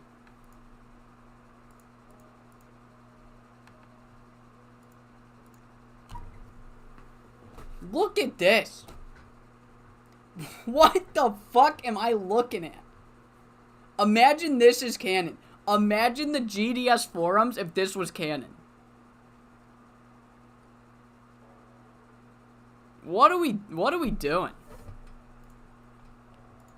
What am I looking at? This is absolutely WWE in 2003.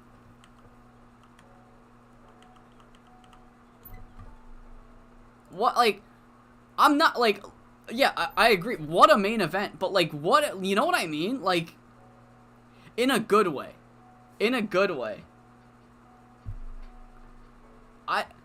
Dude, I don't know. I'm like, fucking, like, bro.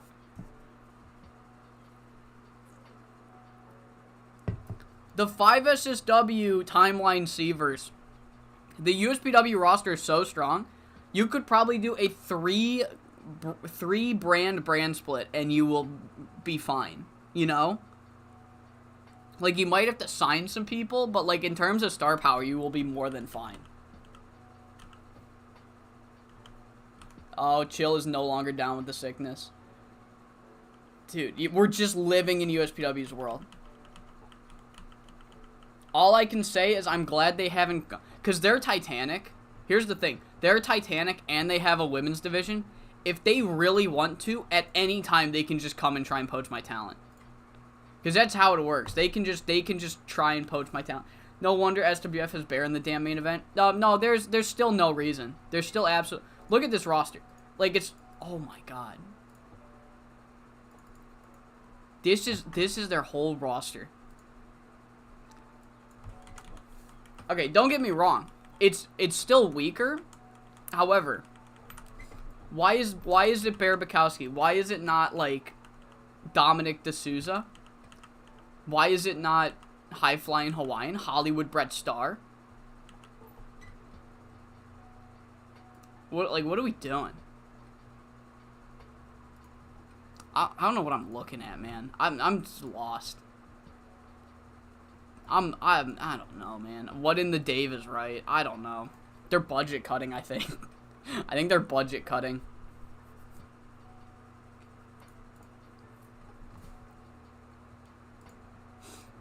Alright.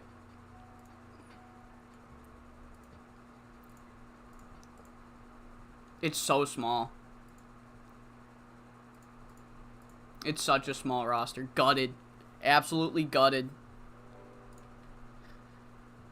Bear Bukowski is the Scots. Shut up. Don't even start with me. Don't even start with that garbage.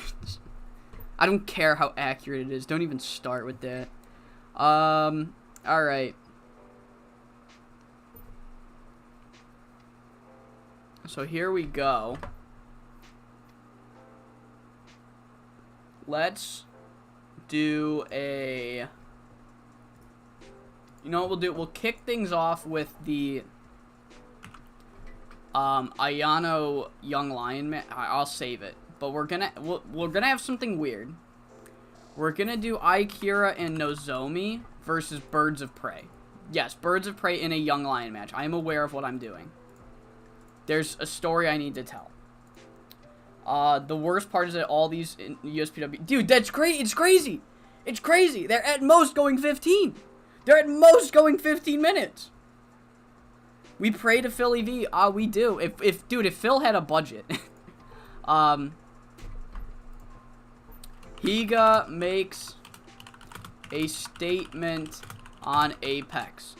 And essentially the statement is, what's done is done. What's happened has happened. A lot of members of Apex are not happy with other members of Apex right now.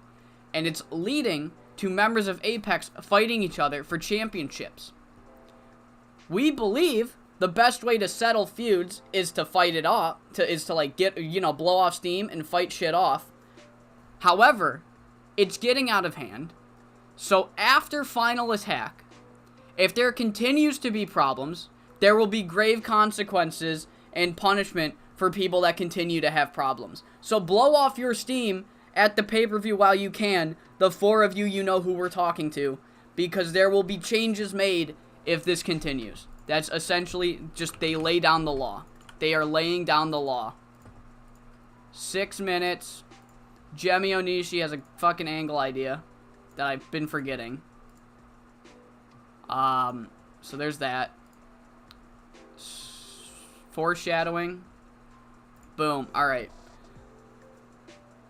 You have to finish the story or USPW will gut you like a fish. Exactly, yeah. That's... No, you know what? Okay, we're all upset at what happens to the SWF roster. However, they've kind of had it coming since they didn't push Mikey out. That's all I'm saying. That's all I'm saying. Is they kind of are asking for it. If we're being honest. You know? Like, alright. Let's run... Let's give Zofia a win. Let's run this. Let's give our girl a win. Her and Thea can take on... Yeah, what goes around comes around. Exactly. Romy and Sayuri. We can do Romy and Say. I don't want to do you and Sayuri again. It just feels, let's do surprising mid-Carter Chitose Adiwara. 16 minutes. We'll give the champ a win. Story will just be that, these girls are just too focused on each other to,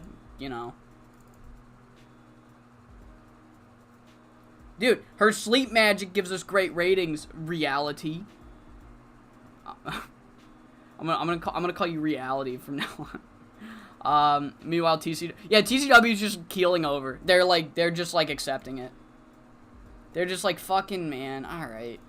They're the fucking like depraved Wojak, the one where he's like the Yes Honey Wojak.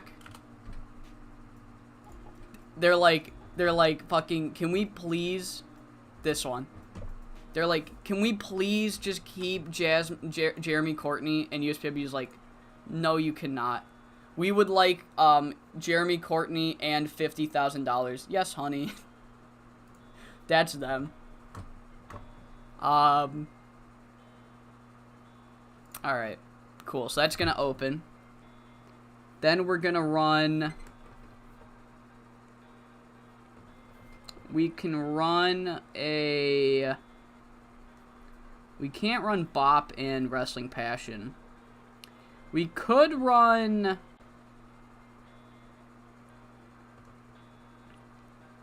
We could run... Paige Croft and Unstoppable Ty. We could do this. This could be fun. No, not Paige Croft. What am I doing? I meant Lady Lotus. Lady Lotus and Unstoppable Ty for 15 minutes. Unstoppable Ty can go over. Wake up, honey. It's time to give us Andrews. Yes. Let's do the Ty Gamble finish. Fun match here. Lady Lotus is a bit unhappy. Fine, Lotus. Fine. Whatever. Whatever, girl. I don't care. Then we are gonna do some... I'm feeling a 3v3. I'm feeling a High Fly Royalty and Meg versus a Team Sub and Maki match. 22 minutes. We'll have Team Sub finally go over. Team Sub can pin Yukiko. Open slow build, keep Meg strong, keep Mach strong, book. Then we can do another, let's do a 4v4 with some, I don't know if I have Apex. I don't know if I have enough Apex girls available now. I don't think I do. I think we have to do a 3v3. Who haven't I used? I haven't used you and the other one. Yu Hashimoto and the other one, and Monster versus, let's try Bulk and Blue and Shiori. Another 22. Monster can actually get the win. Why not? Monster can pin Kinye, open, clean, book. Jesus, fuck Connie Morris. Alright. Bulk and Blue and Uprising. How did I hit caps lock? Uprising. Jump, Monster. Monster. So Monster's here. Yu Hashimoto's here. Selena. Talia. Connie is absolutely here. She's really good at showing up. Background player. Kinye, same thing. Shiori. I said Shiori. 2 minutes. Scythe is basically staying. Yeah, pretty much. Think of the dream matches, bro. Aaron Andrews can be like an alien and get squashed by Freely, bro. Oh my god, you guys are the worst. Fucking the worst. I meant USPW. I'm talking to USPW's booking team, not you guys, the chat. Yeah, I guess storyline development works, scripted, book. Oh my god, Hosh. Fuck, you're killing me here. You're really fucking killing me here. 17. We could have a Monster Ishimura. Monster does not fear Connie fucking Morris. She's like, look, I don't know who thinks you're intimidating down in America, but you've fucked up big time by thinking that you're better than me. By thinking that just because Shiori's got your back and she's gonna do it when I fucking kill you. I'm actually gonna pre-book a match for the tour day next. Connie Morris and Monster Ishimura. Boom, she's gonna make an example out of Connie. Damn, that might be the main. Fuck, I'm out of time. Damn, I'm out of time. No, I have 20 minutes. I'm so stupid. Alright, what else could I do? So I've booked Team Sub. I haven't booked the Uprising. I haven't booked the Champ. Who the fuck? Who haven't I booked? Let's do a 4v4. You know, let's get the goddamn quad squad in here. You're goddamn right we're getting the quad squad in here. Let's get them in here. What are they gonna do? I don't fucking know. They're here, though. They're definitely here.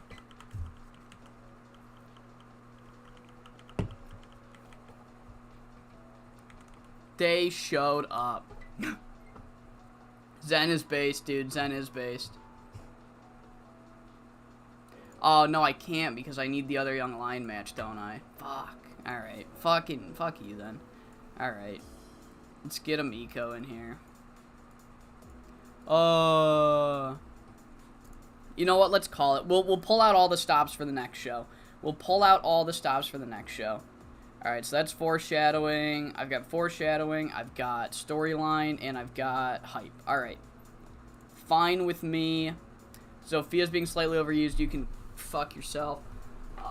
Sophia is never overused. Never even slightly overused if you really think about it. Sophia's the best. Alright. Let's go. Let's go. Alright. Alright, we're running it. What's the main event? I forgot the main event.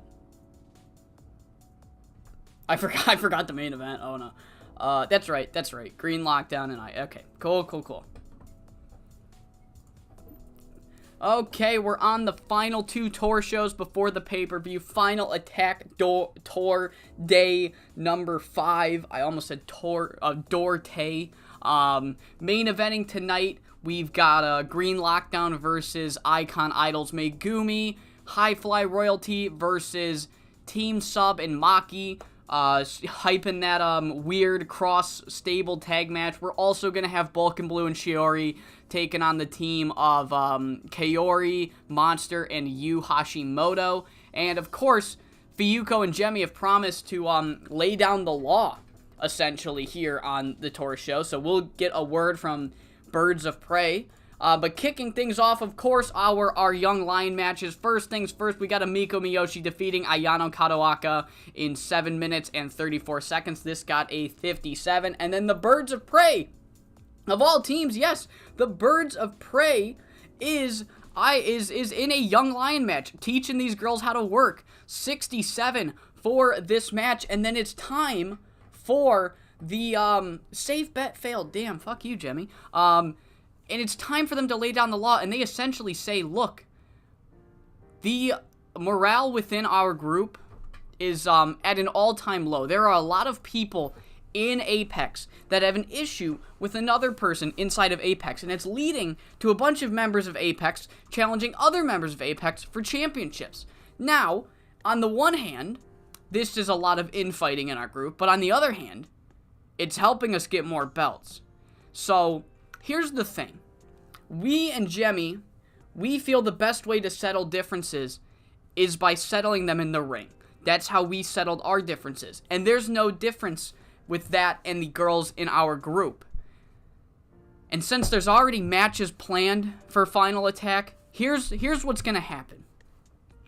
You four, you know who we're talking about. You four, settle this shit in the ring at the pay-per-view. And settle it at the pay-per-view, because come the Reign Supreme Tour, if there are still issues within Apex, we will put a permanent end to them.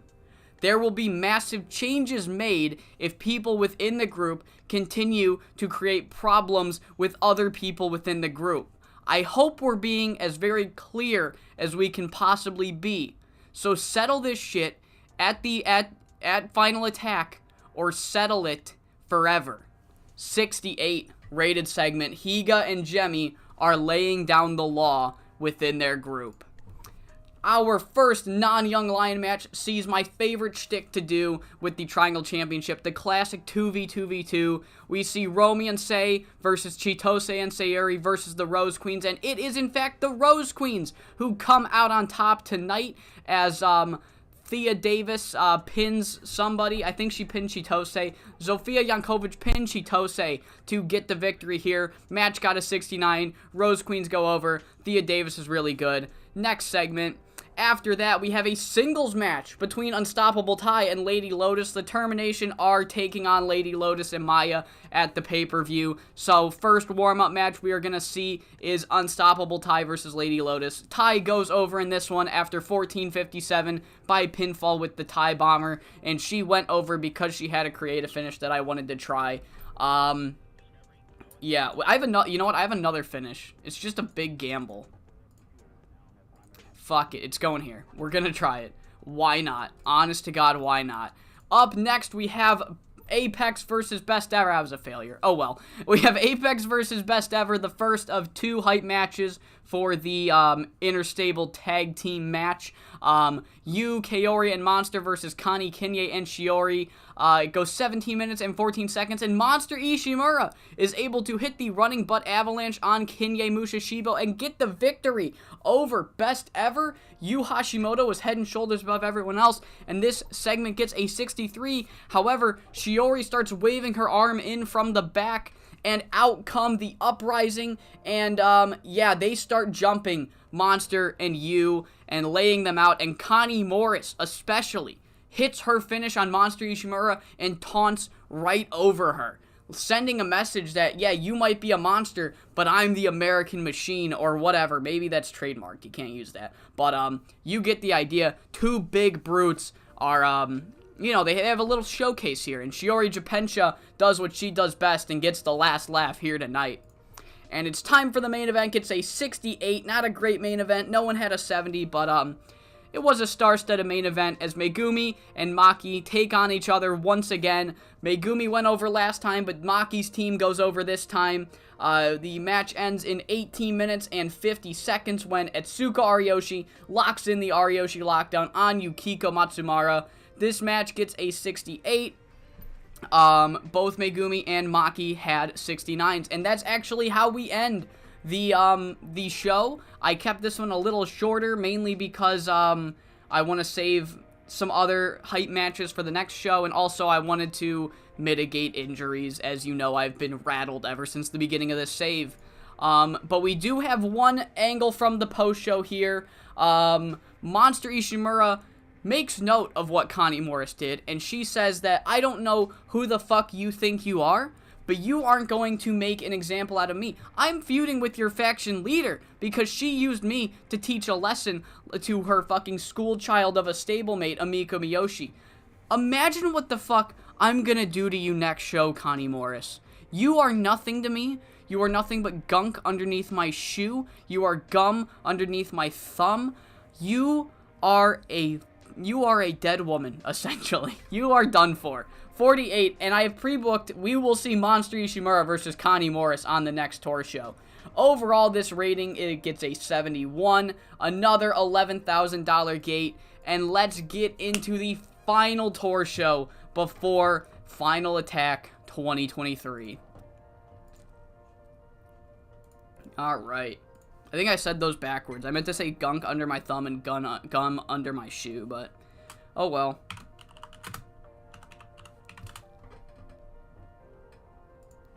Alright. Oh my god. The fuck? Oh, it did it again. Look, yeah, there we go.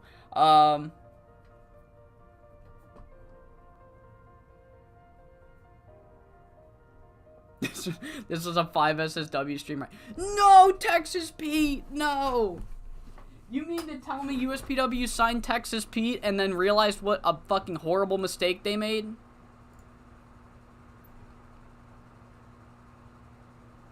Alright, just made a yes to your Wojak shit post. Oh, man. Let me see if I can find it.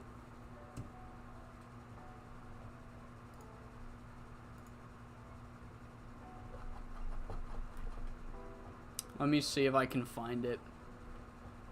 Oh, there it is. Cornell posts.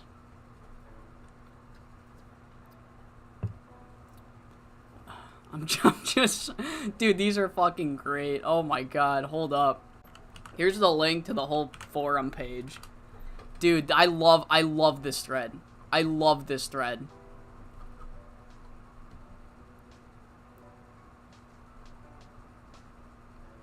There it is. There it is. This was made by Reality Tells Lies in the chat. There it is.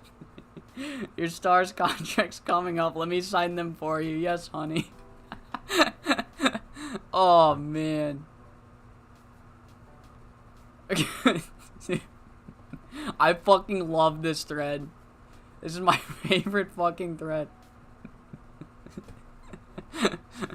Oh man. Ah, oh, no. Oh, where's the... Oh, we don't have... Oh, no. Where's the ones from 2020? Fuck. I gotta find the ones from 2020. Fuck. Me and my Tyler made some funny-ass ones from 2020. Hold up. We're taking a quick detour. We're taking a detour.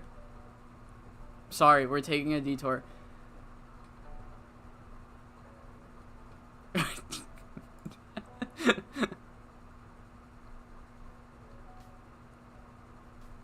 There we go. Here's my Tyler's fucking Emporium. Here. Yep.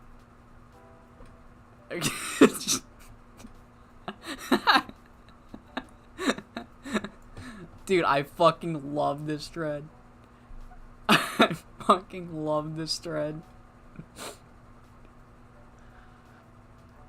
This one's great. Wait, this one's great. This one's great.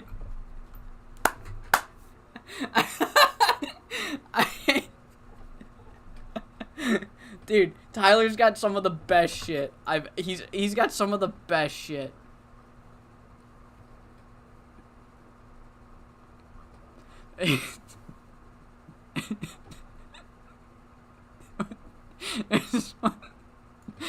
Sean Dokes on commentary. I don't know if I can take him anymore. I love my tag partner. New head booker time. I love my tag. Where's my tag partner? Where are the ones I made? I made some fun ones too. There's this. Oh, there's this one. Yeah, there's fucking 2 months after training Jaw. It's the fucking Prometheus render. This one's great. The Supreme Challenge is insane. I just took a gallon of milk from catering. No questions asked. It's Frover. Oh, man. Fuck, I love this fucking thread. When I'm in a dying competition and my opponent is Freedom Caribbean Wrestling. This is this one. Makutsu, when you tell him he'll be working RIPW until he can get over his In a Funk attribute. Oh, this one's... I think I put this one in a YouTube video. Alan Packer, when I start a bidding war for Sterling Whitlock after he stole Rogue, Remo, Jeff Stardust, Lenny Brown, and shot my dog while golfing. Oh, dude, I had some fire SWF memes. Oh, man. Okay, okay, sorry. Back to the stream. Alright.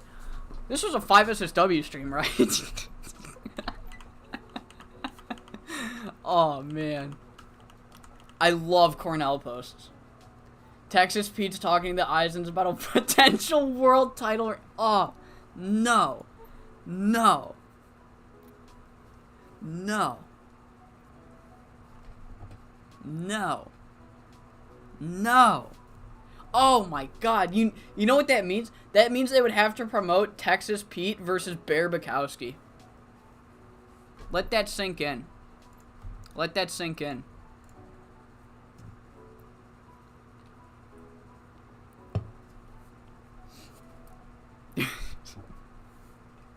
There's no meme. I hate Mighty Meaty. Who won the King of Kings? Holy fuck!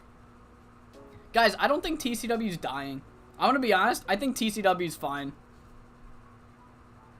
Jesus! Motherfucker! Went 93. He got a 93 rated match and then immediately got a 97 in 5 seconds later. God damn. Oh my god. Dude, TCW's fine. TCW's fine. Holy shit. Oh my god. It lives, man. It fucking lives. Jesus, they're fine. SWF's what we gotta worry about. They're fucked. SWF is fucked. It's Jover for SWF. Oh my god. Now all they need is to create a pay-per-view called No Surrender. Jesus. Once they make the pay-per-view hard to kill, it is over. It's over for them. Whoever makes the pay-per-view hard to kill is accepting defeat. Jesus. Oh, there, okay. Whoa! Oh my god, SWF got one! SWF got one! Guys, SWF did it! They signed somebody! Bear Bukowski can lose the world title now.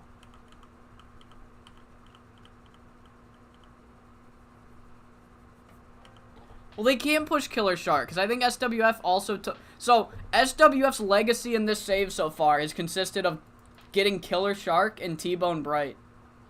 Believe me, they would push Killer Shark if they could. They would do it if they could.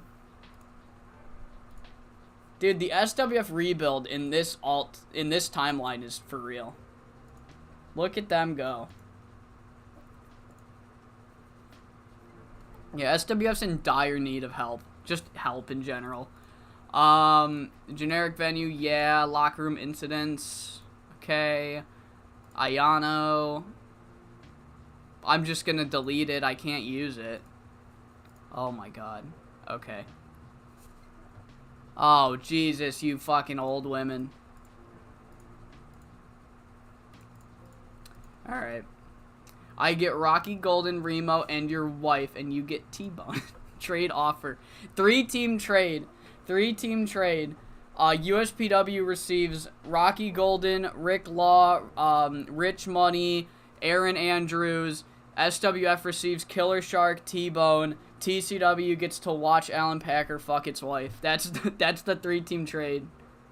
Yeah.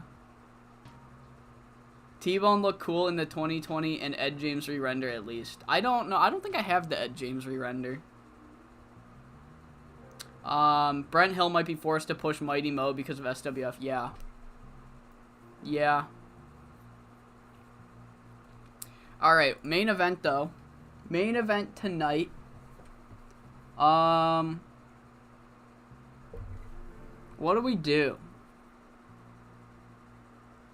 I'm feeling... Okay, first off. She won a match! What the fuck? What the fuck? Very cold? What did I do? What did I do?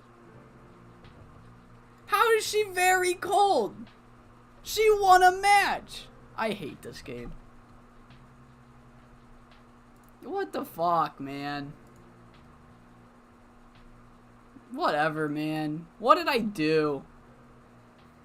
Fucking kill me. Oh my god.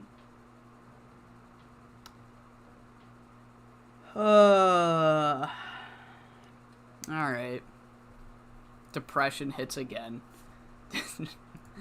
Alright, let's run...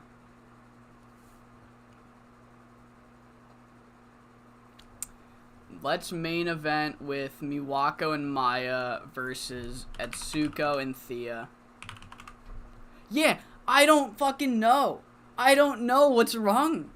She's so good, too. She's, like, really good. I don't get why they hate her so much. I don't comprehend. I don't comprehend. What could be so bad about her? She looks cool. Sort of. She looks kind of cool. How is she less over than Nami Genda? I hate this game. Whatever. I love this game. Whatever. Fuck, man. Whatever. 26 minutes. Thea Davis can pin Miwako. She can pin Maya. You know the deal. Whatever. Fucking. God damn. Fucking. God damn it. Fuck. I'm mad now. She won a match. Fuck. How do you win? Never mind. I need to calm down. Alright. Let's run Chieko and the Termination. Chieko, Tai, and Toku versus Rika Rina and Lady Lotus. Let's run it. 15 minutes is fine with me. Toku can get the victory. I fucking... Maybe Rina. I don't know. Whichever one will job. I don't care. Yeah, I knew it. You knew it. The more I book 5 SSW, the more I look like CM Punk in a press conference. That's all I'm saying. That's all I'm saying. Yeah, she pushes herself into a star. This fucking... Oh my god. Does she have Rob Conway's music from fucking 2005? Does she come out to just look at me? Is that why? Is that why she has no momentum? If so, I think I need to fire Def Rebel or whatever. Fuck. Alright. Let's do...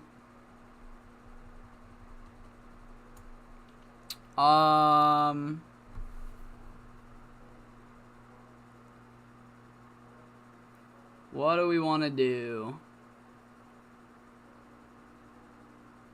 What else do we want to do today? I'm scared to have her win now. I'm scared to book her. Let's do 3v3, I guess. We could do Bop and Monster. No, this doesn't make sense. Fuck. Or we could do Bop and Monster versus... I don't know.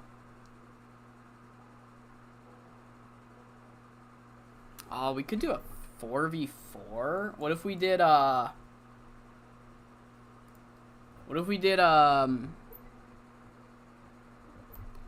Meg and Heart and Monster and Yu versus Shiori and Maki and Sae and Shiori and Maki and Sae and motherfucking can't do Thea. Man, they don't got shit in either of these. Fun. Talia, I guess. We'll try this. We'll rock with this. Weird fucking 4v4. 18 minutes. I, honest to God, I have no idea who can win this match. I have no earthly fuck. Oh, I have a pre-book. That's, oh my God. Guys, did you know that I don't plan out these cards ahead of time? You guys aware of this? Let's go 10 minutes. Monster Ishimura wins. Steal the show. Open clean. Not tainted. Don't taint it. Oh, Connie Morris. Oh, you're killing me, girl. Oh my God. Fucking just expose her for all I care. It's Connie Morris. God helped her. God help her. God help her. Monster makes an example out of Connie. Essentially, like, Connie took liberties with her on the last show. Monster takes liberties with her on this show. Pretty much. Pretty cut and dry segment here. Generic.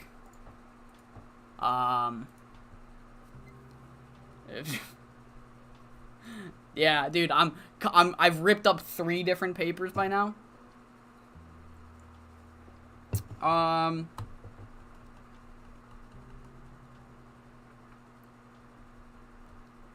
can't do Meg.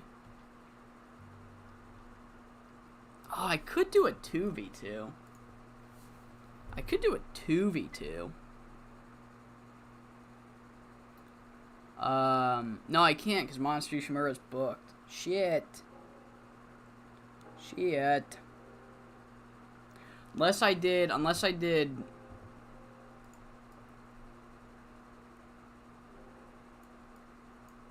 Persian Queens.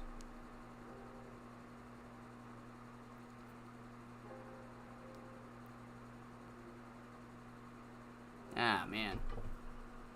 Oh, man. Fuck. I don't know. I don't know what to do. I don't know why I'm struggling right now. I'm struggle busting tonight.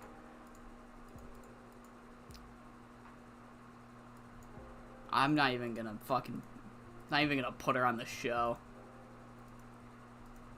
I'm not even gonna put her on the show. Oh my God, Byron, shut the fuck up, Byron. Shut up, Byron. Get out of my chat, Byron.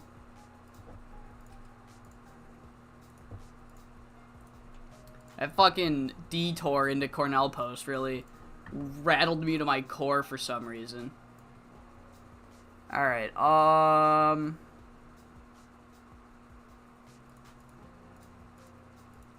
let's go...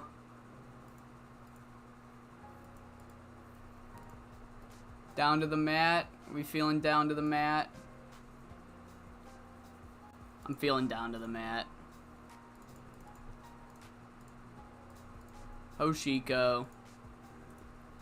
Alright, we do have a lot of time. I do need another match. Fuck, man. Alright. Let's find something. Who is not here? Who is not on the card, I should say. So if High Flight Royalty are taking on the Uprising, and Megumi is taking on Shiori and Maki. Team Sub and Kitten Tornado. I booked Team Sub already. What if we did...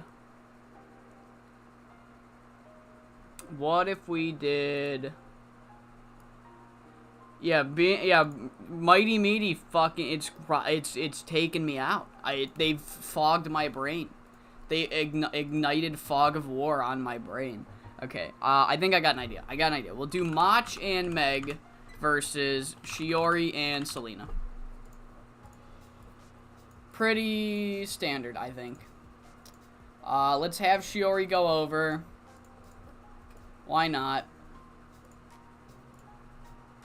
Open, slow, build, clean. I think we're good. Honestly, like, the matches are made.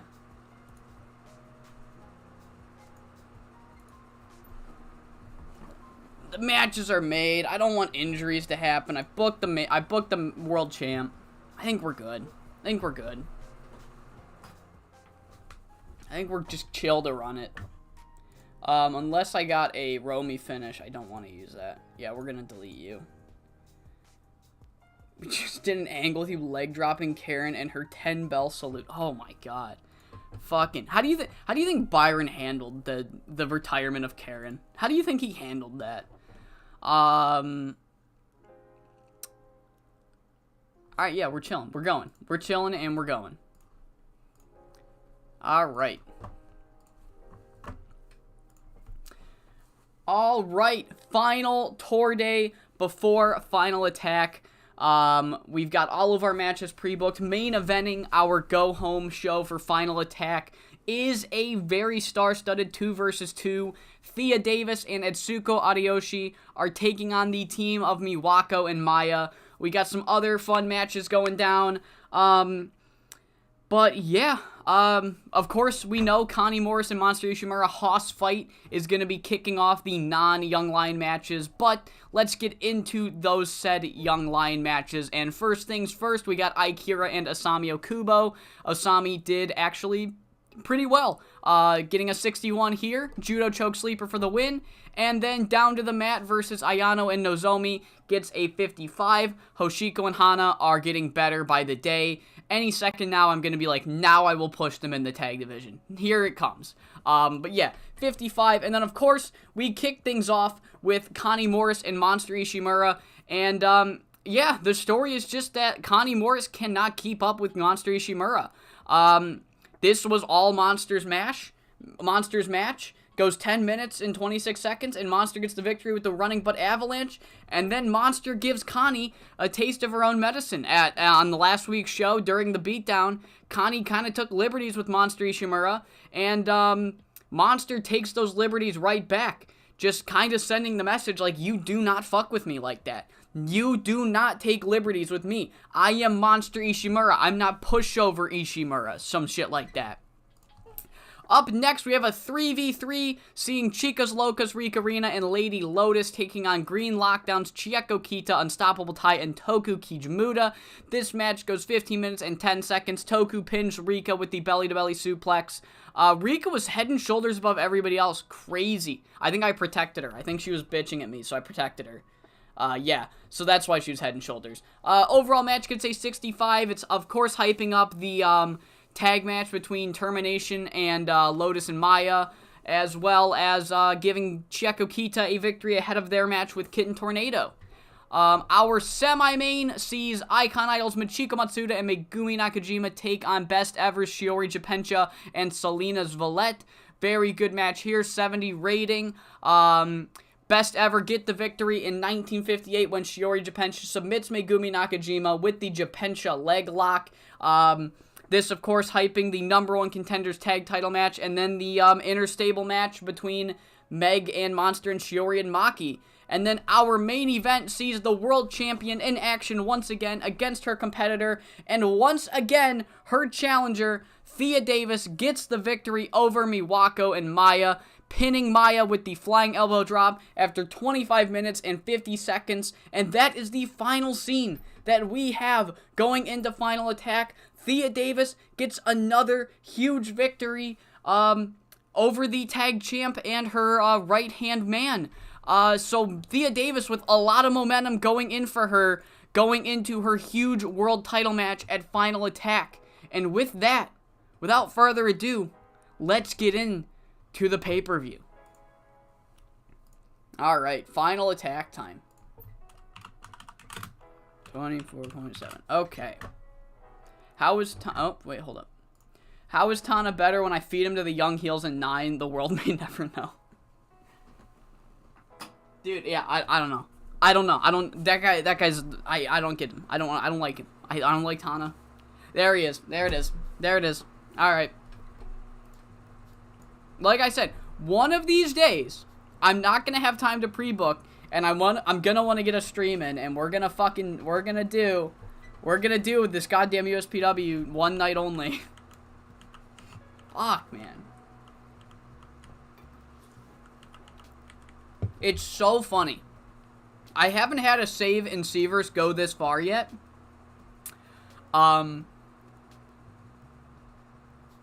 Every single fucking person that USPW signed at the beginning of the save, they get rid of by the end. But, like, not even by the end of year 2, it seems.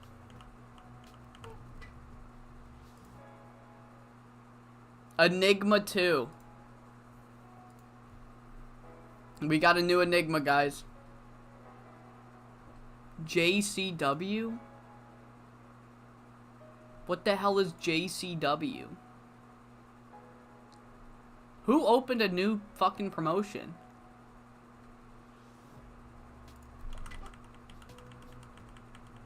Did I miss this? Who opened a promotion? Japanese Haruki Kudo? Haruki Kudo's opened a new promotion.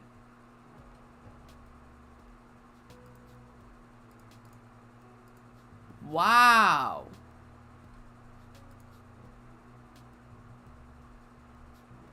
Wow.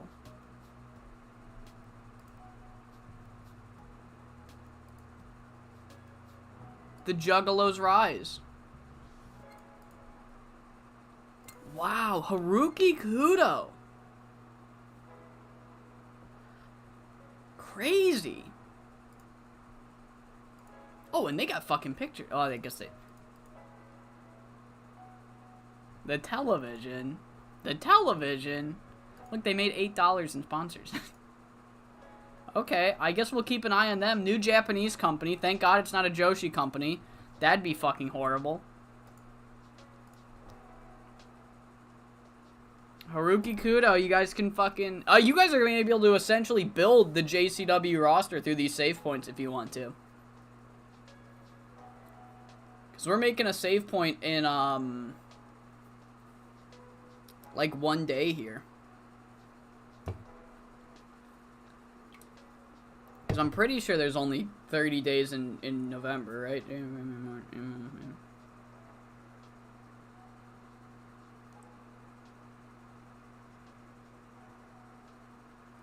Yeah, there's only 30 days.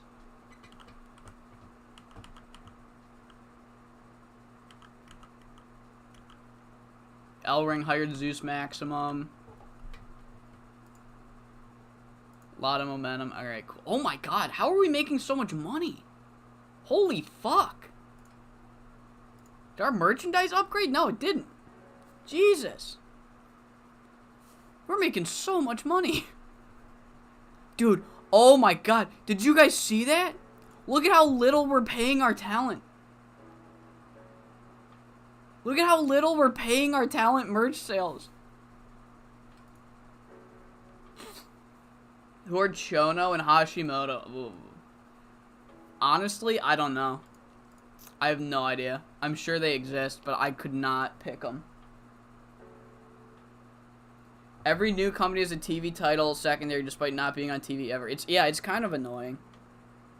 I wish I could change it. I might be able to change it. Yeah, I think I'm 5 points away still. I think I'm at a 54 in Kansai. I think I'm 5 points away from hitting medium.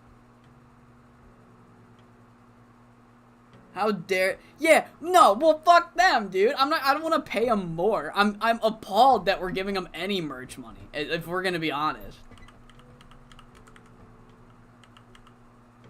I'm appalled that they're getting any money to begin with. Alright. Turn to database. Alright, the final update. The final database update of 2023. Yeah, no, well still, how dare they ask? He getting absolutely robbed. We don't need to fucking make this public info. This is insider info. You guys are the insiders right now. We gotta stream's actually not going that long, so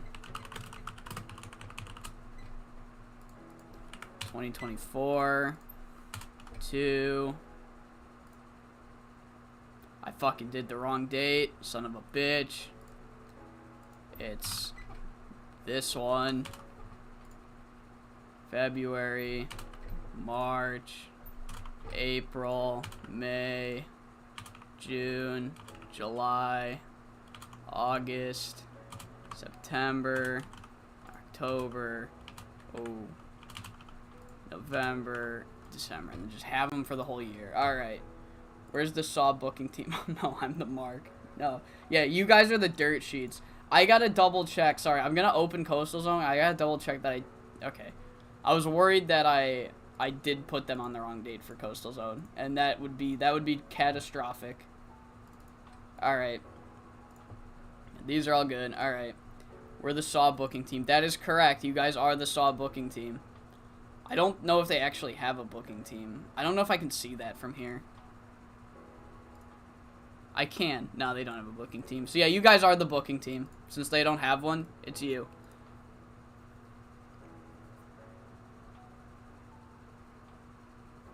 You guys do not have an average booking skill of 40. Do not flatter yourselves.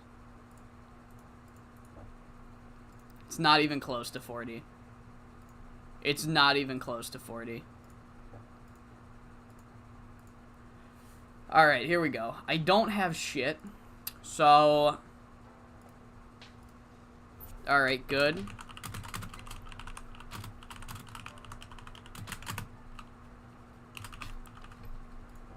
And... Fuck you, man.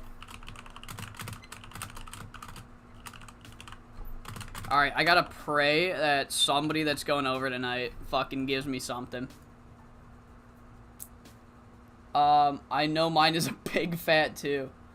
I booked the Yuma Maruya contract ladder match, Kozu versus Heartbreaker. Yeah, see, no, that's why it's not at 40, right there. Good for her. Good for Maya.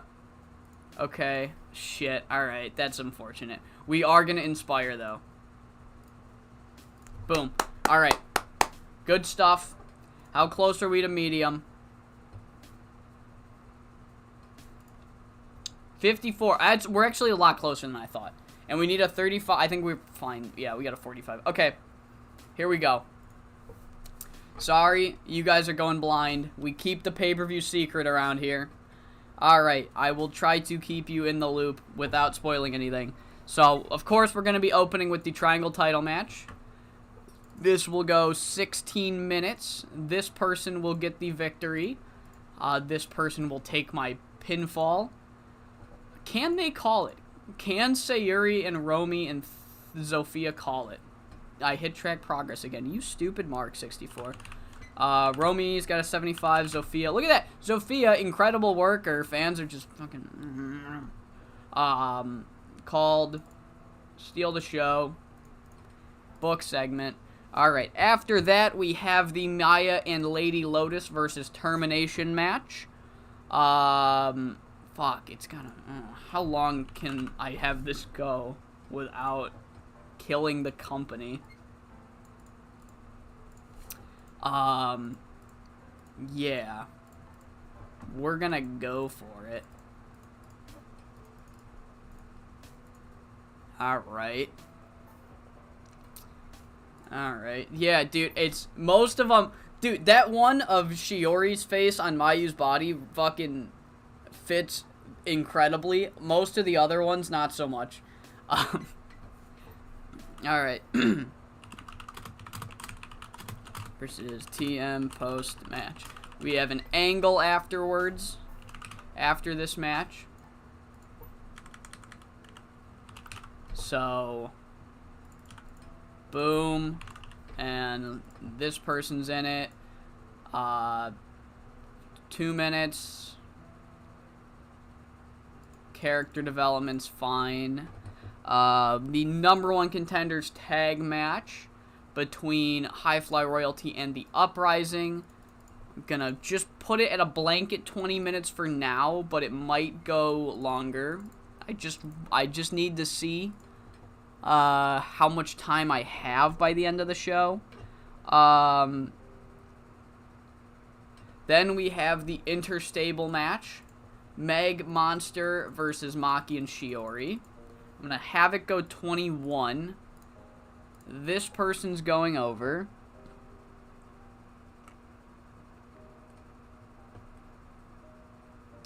This person's going over to beat this person. Alright.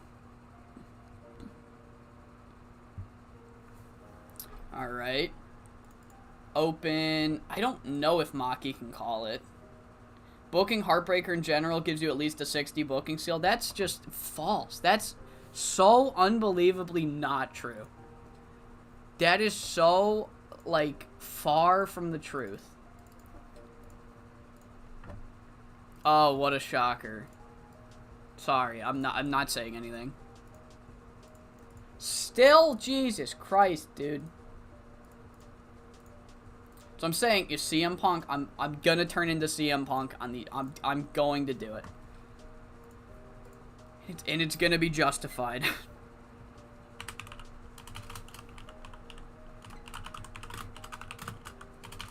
I work with fucking children. Yep, that's gonna be me. Alright.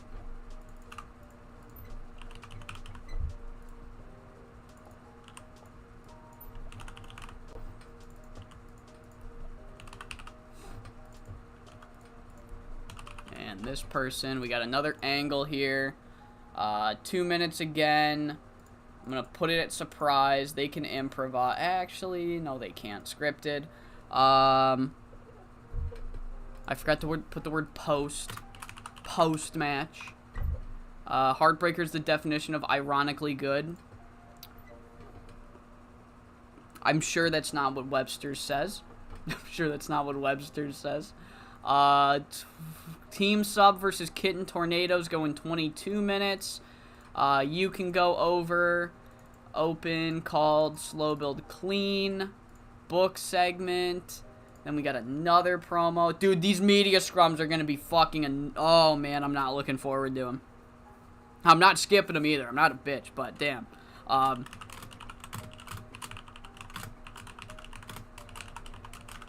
Alright. So not you. You are here. Not victim. I'm not putting you on victim. You're not a victim. Foreshadowing. Book segment. What's the booking analysis? Okay, that's fine. I'm just not done. All Asian Championship match is gonna go another 24 minutes. This person's going over. Open, called, slow build, clean. Book it. Fucking kill me. Alright. Every fucking day, I get closer to committing a crime. Damn, still? Fuck. Fuck. Jesus Christ. Oh, God. Oh, my goodness.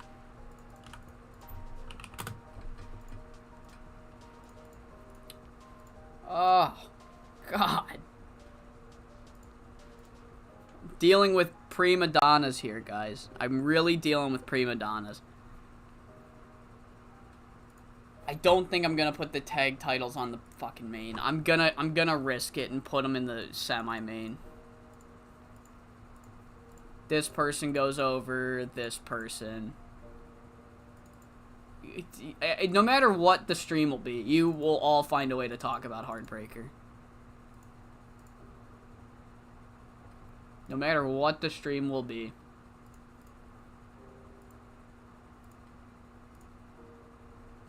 Fuck this. I mean, it's Final Attack. I'm upping the time. I don't care. We're doing a 3-hour show. Add angle. Tag, title, post, match. Another 6 minutes. You're here. You're here. You're here. And you're here. Boom. 6 minutes. Hype. Pre-book. I can pre-book this for Reign Supreme. Because we do know the tag title match now for Reign Supreme. You don't. I do, but you don't. So these two teams, I'll pre-book it now because you know damn well I won't remember. Okay. And main eventing, I am going to do Thea and Miwako.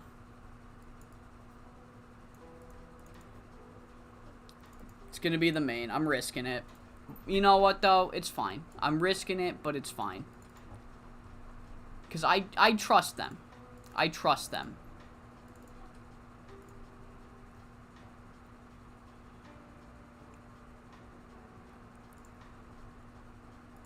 What is the point? What is the point of having the greatest women's roster in the history of this company if you don't trust them to work? You know? Ogiwara is given slightly too much to do. Alright, then please take this one off. How about that? Okay. And then I will have a world title post match. And it's going to be another 6 minutes. You're here. You're here. You're here. And you're here. Actually, this is going to be a hard 2-minute angle. A hard 2-minute angle. I think... Yeah. Maybe a 4-minute. Maybe a 4-minute. Alright, I had to bump up the time. But, watch how much I don't care. Because this show's going to be fucking great. Show's going to be great. The workers are great. Matches are great. Gomon is no longer my best play-by-play guy. I can let him fucking cry. Alright, cool. Alright, we're good. Final attack time. Joshi SummerSlam. Let's get straight into it.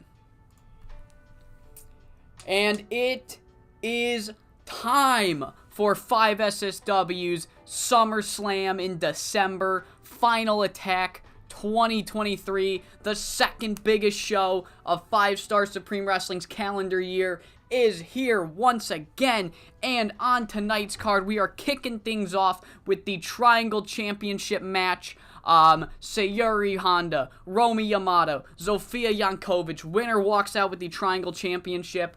Following that, we are having Maya and Lady Lotus take on the Termination. This feud has been going on ever since the Termination have left Chicas Locas and are finally getting their match with Maya. They want to put an end to Chicas Locas by putting an end to Maya. So that's happening. The Uprising versus High Fly Royalty one more time. Winner gets a tag title match at Reign Supreme next year. Two of the backbones, in Devil Karubi's own words, the kayfabe matchmaker of this company said that these two teams are the backbone of the tag division. So, winner gets the tag title match, give them a chance to become the faces of the tag division. We have the interstable clusterfuck match, Megumi Nakajima of Icon Idols teaming with Monster Ishimura of Apex to take on Maki Yoshifumi of Green Lockdown and Shiori Japensha of Best Ever. Monster and Shiori have bad blood. Shiori recruits Maki. Monster recruits Megumi, who Maki calls old and weak and stupid and dumb. And it led to this tag match. We also are going to have Team Sub versus Kitten Tornado. Speaking of calling people old and dumb and stupid, that's what Team Sub have said about Kitten Tornado. Kitten Tornado responding by winning a couple matches against them and saying maybe Team Sub are not all that's cracked up to be. Maybe Team Sub are the ones that are past the hump and only getting opportunities based on name value. I almost dropped my mouse. After that, we will see for the All Asian Championship, Sae Akutagawa, after months of sticking by Yu Hashimoto, teaming with her in the Tag Grand Prix, only for the relationship to sour and sour hard when they couldn't get along, constantly at odds because Sae secretly wants that All Asian Championship. After one too many losses, finally says fuck it, challenges Yu Hashimoto, and she will get an All Asian Championship match. In our semi-main, I decided to go with the tag title match. I was so goddamn close with having this main event. I just couldn't do it. The world title should go on last. I feel like maybe in the future, either the world title or the world tag titles. But tonight, it's going to be the world title going on last, as Wrestling Passion take on the winners of the 7th Annual Tag Team Grand Prix, Birds of Prey. They won their first Tag Team Grand Prix and are here to take the tag team titles. Have they won? They had to have won the tag team titles before, right? If so, how many times? They last held the tag titles in 2015.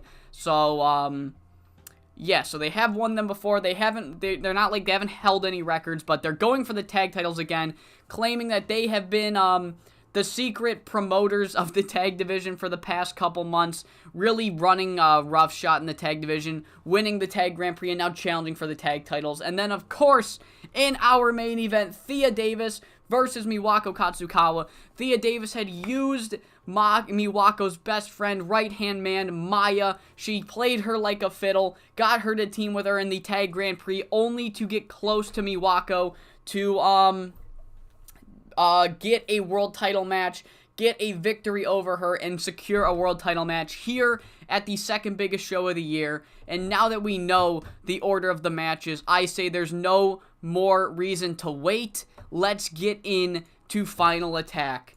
Kicking off the show is the Triangle Championship, and despite what the fans say, I don't give a fuck. Zofia Jankovic is going over, baby. In 13 minutes and 55 seconds, Zofia Jankovic pins Romi Yamato with a knockout head kick to make defense number 2 of her Triangle Championship. I don't care that she has no momentum. I don't care. If she gets over, she will be great. I will move heaven and hell to get this woman over. I don't care what it takes. We're doing it. Next year, I'm fucking pushing her. God, 68 to kick off the show because she's fucking great. After that, we have a 77 rated tag match as Maya and Lady Lotus finally put an end to the streak of victories over Chicas Locas that Determination have had. This match goes 20 minutes and 7 seconds, but Maya is able to lock in the triangle choke on Toku Kijimuta to get the victory and finally get revenge on Determination for abandoning Chicas Locas. And yes, Maya with an incredible performance as always. Lady Lotus with a decent little 55. That's really good for someone that broke their fucking neck. But after the match, we get a promo from Maya and Lady Lotus. And Lady Lotus says that now that she has the backing of Chicas Locas, now that she's no longer having to worry about looking behind her shoulder, and now that she knows that her neck is at 100%, she doesn't need to worry about that thing giving out on her. Now that all of her affairs are in order. It's time for her to go back and regain that triangle championship that was stolen from her by Green Lockdown. So, Zofia Jankovic, you better get ready, because I'm coming for that triangle title, and I'm not going to stop till I get it back. 62 rated angle. Up next is the number 1 contenders match. Who will go to Reign Supreme to face either Wrestling Passion or Birds of Prey for the tag titles? It will be High Fly Royalty getting the victory in 20 minutes and 10 seconds when Michiko Matsuda pins Talia Quinzel with the Royal Flush. Great performances from all 4 women. Yukiko finally breaking into that upper echelon that we knew she had in her. But it's Michiko, Selena, Talia, all 4 of them. It takes 4 to tango, and they pulled out some magic. But it will be High Fly Royalty facing for the tag titles at Reign Supreme. And we will know who their opponents are later on in the show. Up next is the interstable tag match that we have. It gets a nice clean 82.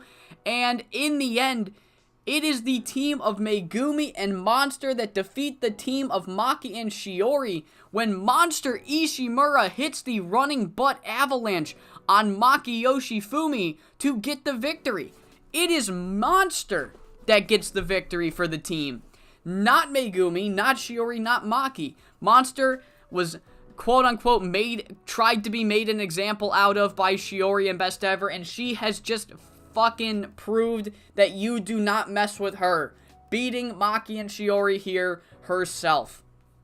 And Monster and Maki leave. Shiori exits the ring. Megumi is still in the ring. And then she turns around after everyone else leaves. And she is greeted by Connie Morris and Kinye Mushishibo. Shiori sends in Connie and Kinye to take out Megumi Nakajima. How on earth did Shiori and Megumi walk into this match feuding with neither of them, but now they walk out with Shiori and Megumi feuding? Shiori's taken her sights off of Monster Ishimura after tonight and taken her sights onto Megumi Nakajima as a result. 57 for this angle. Up next, Kitten Tornado versus Team Sub. Team Sub says that they've been holding the tag division down, and Kitten Tornado is only getting here because of Yuma's name value. But if that were true, then why did Kitten Tornado win?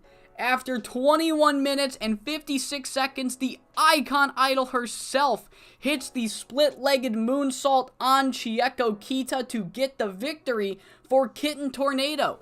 Yuma said that she is going to make Eri her project, that they are going to go for those tag titles, or she's going to get Eri some singles titles, no matter what happened after the Grand Prix, that they were going to keep going, and they keep going, they do. Kitten Tornado wins.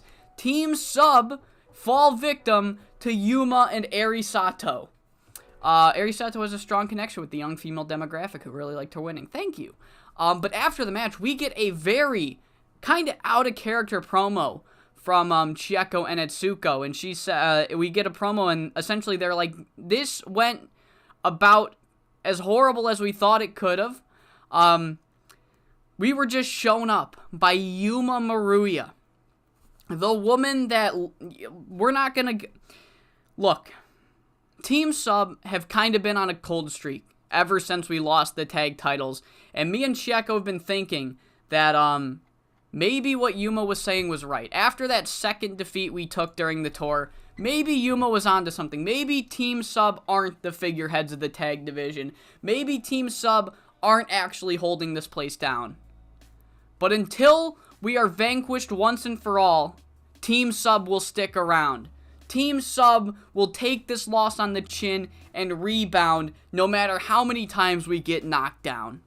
63 for that kind of out-of-pocket promo. Bit weird there. Up next is the All-Asian Championship, and this match gets underway before the announcer can even finish describing. Yu Hashimoto and Sae Akutagawa have let their feud get into a boiling point. Yu Hashimoto and Sae go about 24 minutes in this match, and at the end of the match, we have a brand new All-Asian champion as Sae Akutagawa defeats Yu Hashimoto in 23 minutes and 43 seconds by pinfall with the Northern Lights bomb. Sae wins the All-Asian Championship. And if you think I made the wrong decision, Yu Hashimoto got an 86-64, that's because she was complaining. I had to protect her. But Sae Akutagawa, I have taken too goddamn long to give this woman an opportunity. Yu Hashimoto has proven herself. She has been the All-Asian champion for a while now, and I think it might just be time for her to take the next step. I think it might be time to try her out further up in the card, if you catch my drift. And it is absolutely time for Sae Akutagawa to prove if she can hang in the All-Asian title scene. So Sae Akutagawa, in an 80 rated match, defeats Yu Hashimoto and becomes the new All-Asian champion. And after the match, Sae and Yu go face to face, and Yu reluctantly, it's very visibly a reluctant handshake, but she offers her hand.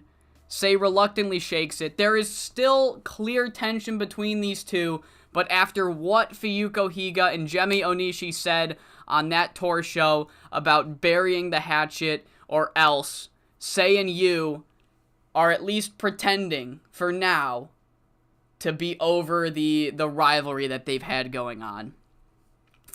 Up next is our World Tag Team Championship match. One of the most fun teams that this company's ever seen. Our current tag champs, Wrestling Passion, are taking on probably undoubtedly in-ring-wise the greatest team that we have, the greatest combination of two wrestlers that we have. And Hart and Page, they give it their all, they truly do, but when in doubt, you birds of prey it out. 83 rated match, Fuyuko Higa with a 91, and after 24 minutes and 55 seconds, the era of Wrestling Passion finally comes to an end as the greatest team in 5SSW is now the Birds of Prey. A 91 and an 83 from Jemi and Fuyuko. Oh my god, this is now reign number 4 from Fuyuko and Jemi.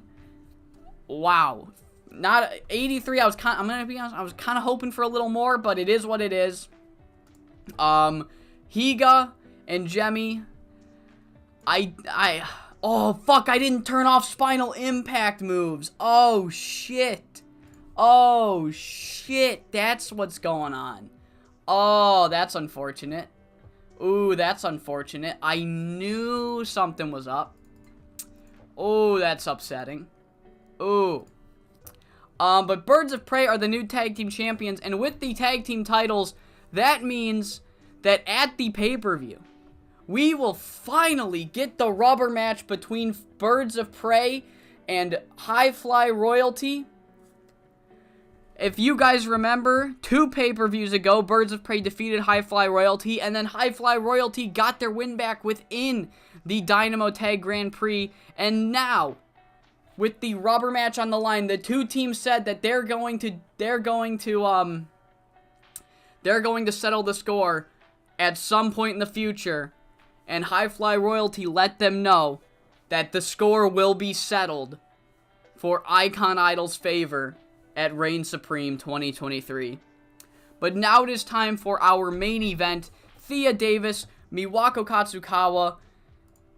They get a, holy fuck, it's a 96! Oh my god! 96! Thea Davis and Miwako Katsukawa fucking go. Oh my god!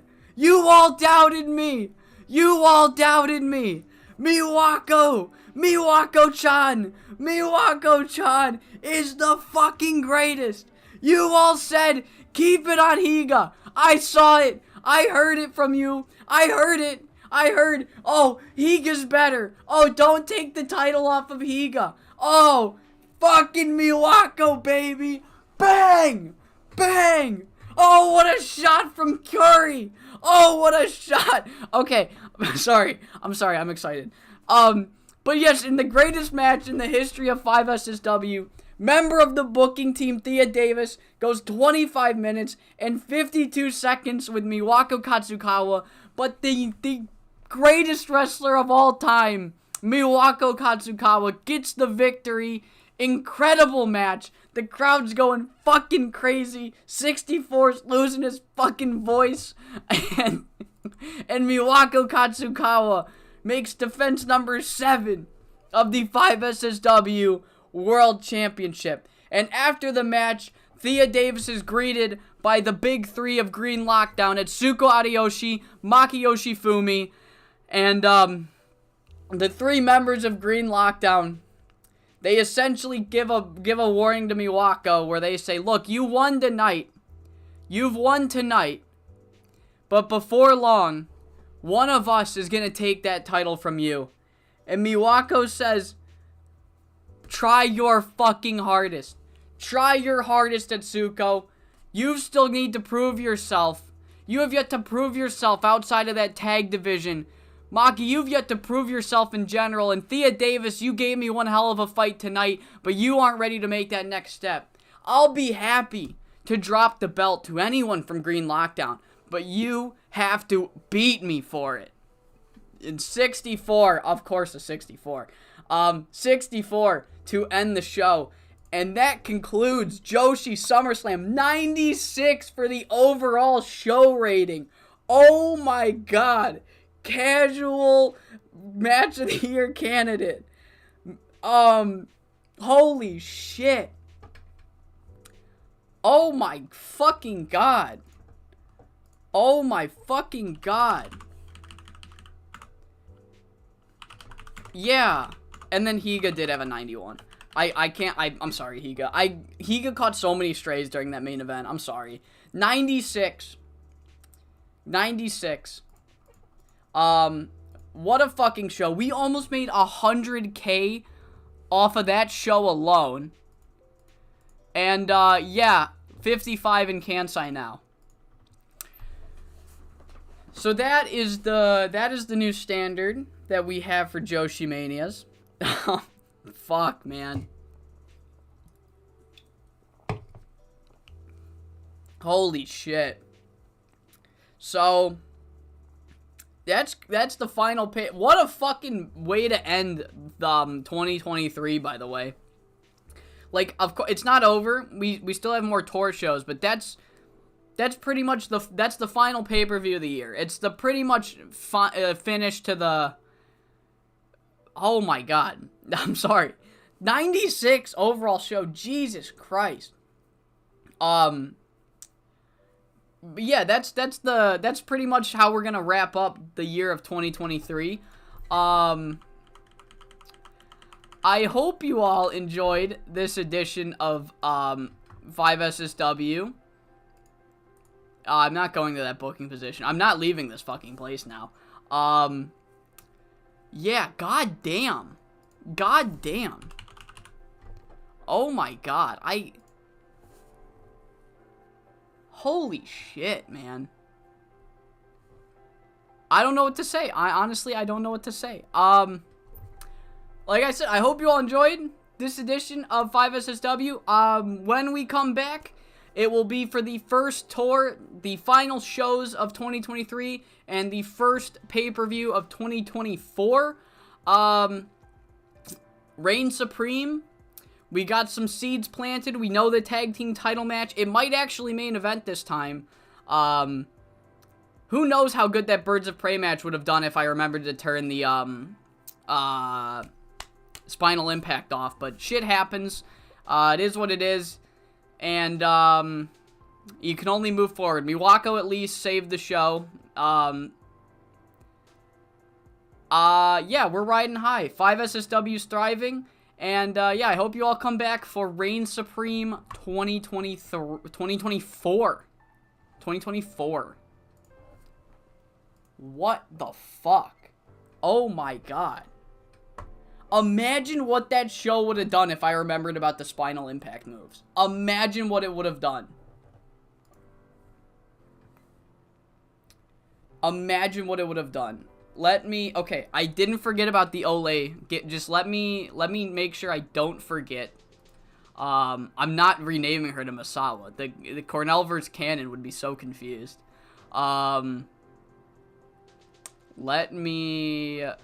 First things first, I need to see when the pay-per-view is. So the pay-per-view is the 5th of January.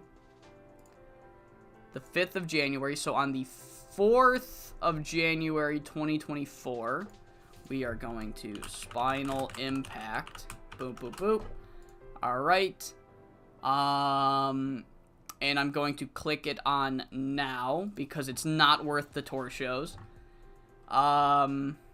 Alright. So let me switch the screens. Let me pull up TEW 2020 real quick. Alright. 2020's open. Switch the screens back. Here we go. Here's 2020. Here is that tour of Ole. Alright, this database. Here it is. Here's the Ole save. So I only did a year of it. And this was the first save where I'm like, I want to do something new with the bookers. I want there to be like a reason why there's a change in production. So instead of the Phoenixes owning it, I had Marcos Flores. Marcos Flores is the owner, and I am playing as Nicholas Lopez. So there, oh, I still have the chat muted. There we go. Alright. So here's what I did. This was a fun one. So, first off, this is how it went. Look at that trader for Wrestler of the Year, yeah. Here is how this went. Revolution got an 88. Let's see, what did I do? Where should I start with this? So, I made La Mesa de los Ídolos. This was fun. Goddamn, I gotta tour Olay first. Jesus. I gotta tour Olay first. I don't know where to start. I don't really tour saves, I guess. This is hard to look. Everybody's over, if that makes any sense. Oh my god, fucking Celeste Moon and Electric Dreamer are so fucking good. They are so good. But nobody is better than this guy. Nobody's better than this guy.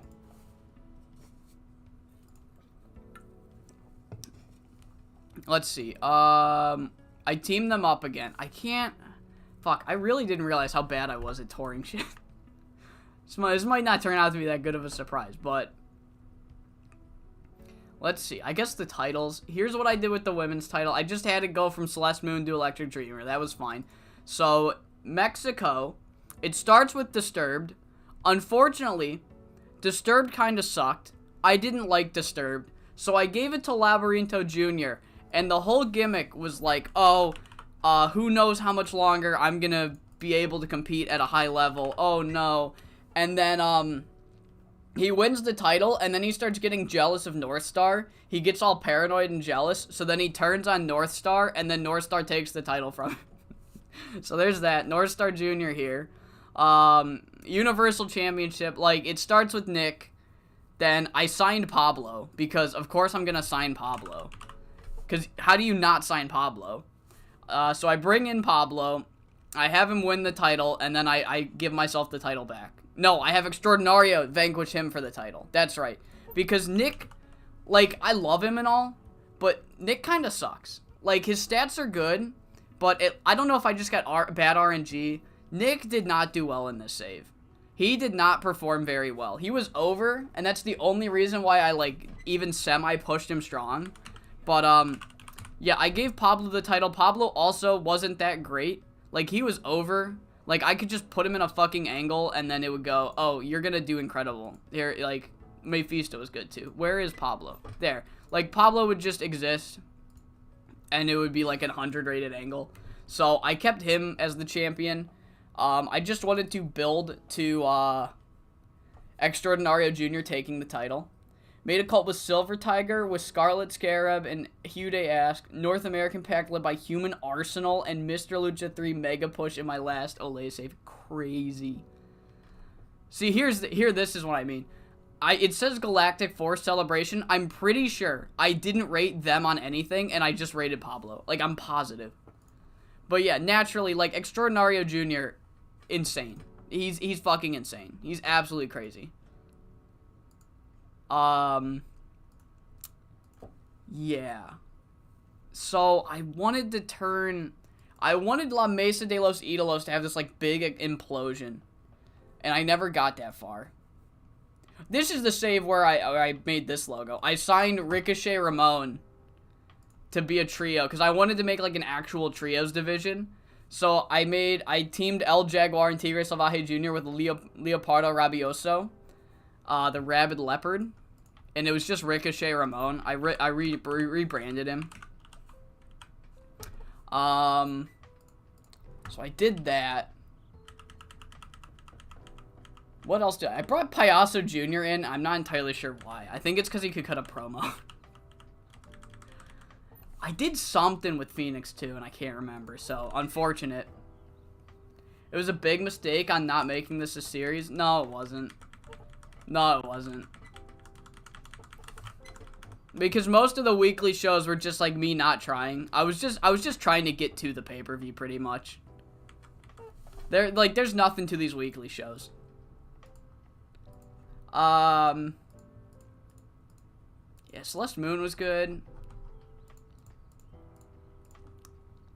I remember Ultimate Phoenix. Yeah, I brought in Ultimate Phoenix, and he's gonna be like this huge name, and I'm gonna slowly transition Pop, and then he fucking immediately gets signed back, and I'm like, what the fuck, dude? What is wrong with you? Like, here's my plan. You're not gonna win, and he's like, all right, bye. Like, fuck you, man. Fuck you. All right. So tag titles. It went from Cosmic Rider and Extranjero Loco. I don't know how to pronounce these very well.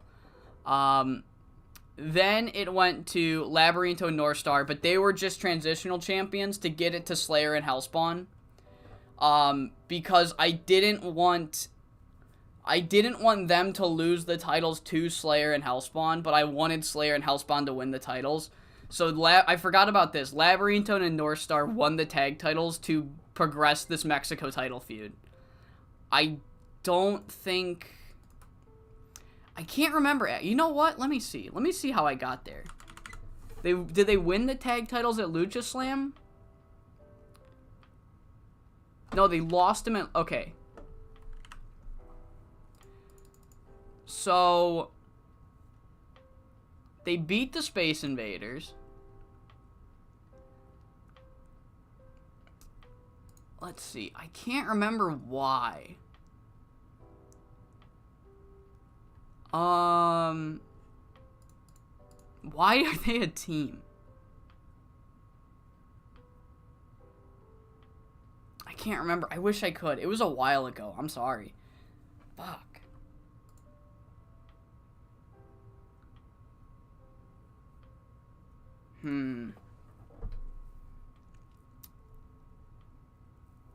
That's right. Okay, so North Star, it was a three-way feud between him and Disturbed, right?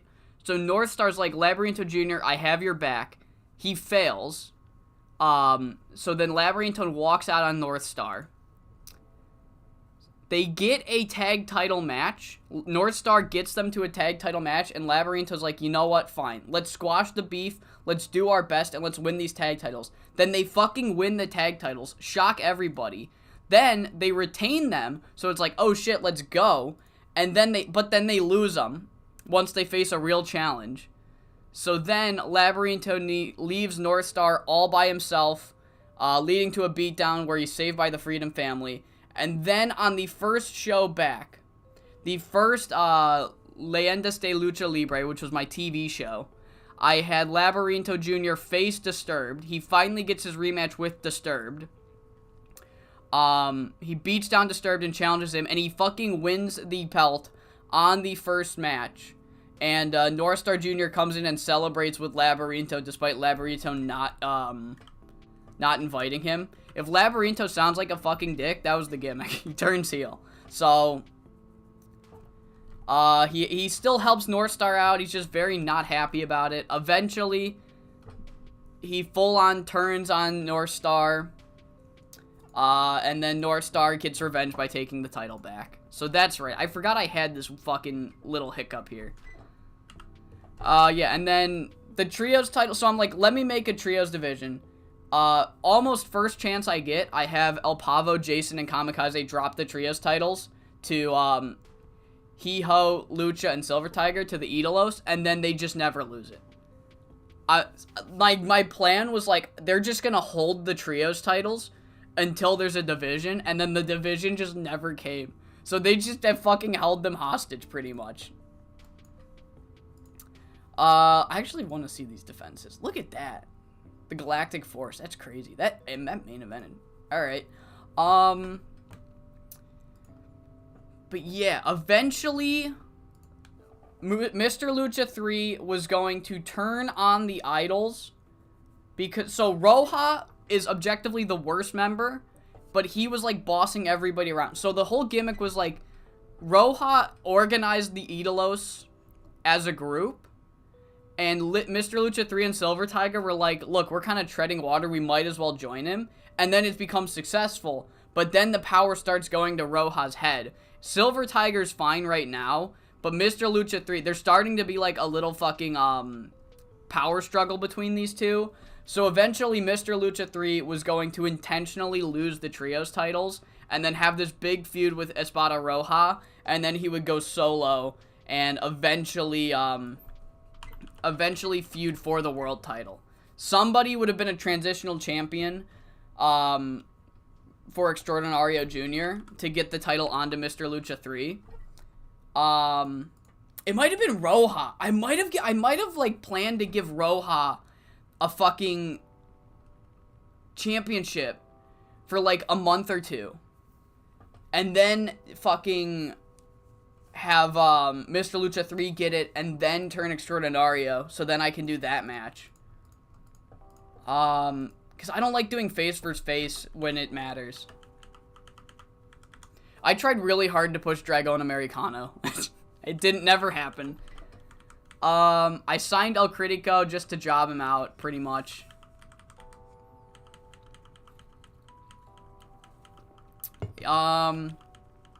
But yeah, I ran Olay like a sink or swim. I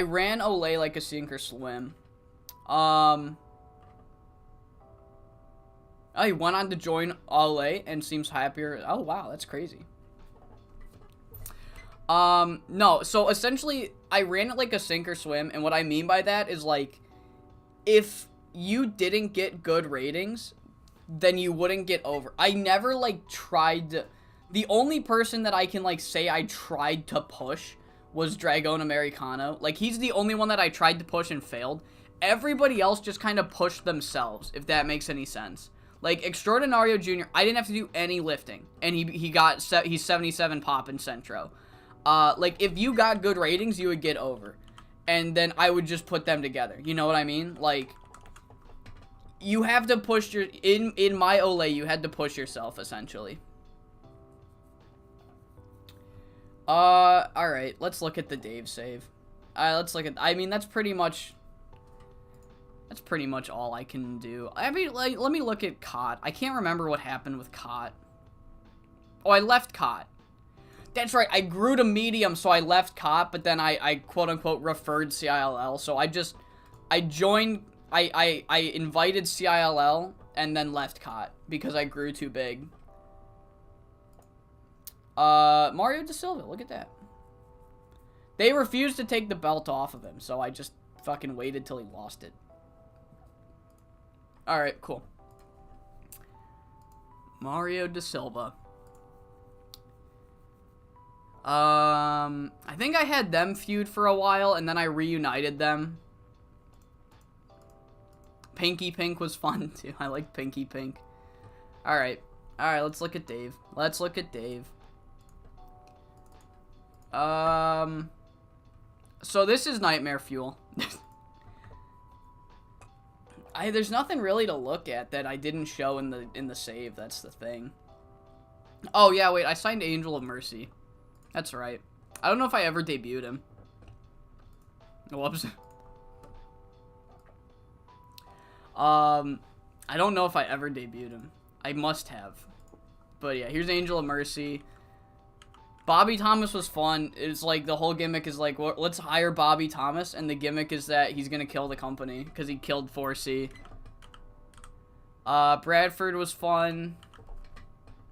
Let's see. Let's look at the top 100s. The alternate showcase and the Wrestle Rave. Okay, naturally. This was the best the best match I ever put was the fucking Frankie Perez versus Flex and Pex. Are you kidding me? This is the legacy I left behind. This is the legacy I left behind. Jesus Christ. Jesus fucking Christ. Ugh. The Dallas Stars are still the tag champs. I was really a fan of transitional champions during this period. I still kind of am. I like the idea of like a weird team actually winning the tag titles before like an actual threat comes along. You know what I mean? I probably could have given them a decent run with the Lords of the Ring titles, but I needed Frankie to win the world title. Naturally, I needed him to win the world title. It didn't feel right for anyone but Chris Caulfield. I know Chris Caulfield kind of sucked dick. But, it didn't make sense not to have Chris Caulfield win it for the first time. You know what I mean? Like, I don't know. I like the Dean McWade TV title run. Ben kept fucking sending me memes of, like, when Dean McWade wins. I have no idea. I have no idea. I didn't even come close to thinking that far ahead. I have no clue. Not a clue. These were the best possible signings. Not even a small clue. And if I did have a clue, then I've forgotten it. So, I got nothing. Because what are we? We're still like 5 months away. I haven't even booked Don't Look Back yet. Let me see if I have the spreadsheet available. I can see what I had planned for Don't Look Back. Where is Dave? There's Dave. You would have pushed Cali Slick. Yeah, he had the fucking match with Frankie, and I'm like, I guess I'm pushing him now. Here we go. How far did I get into Don't Look Back's build?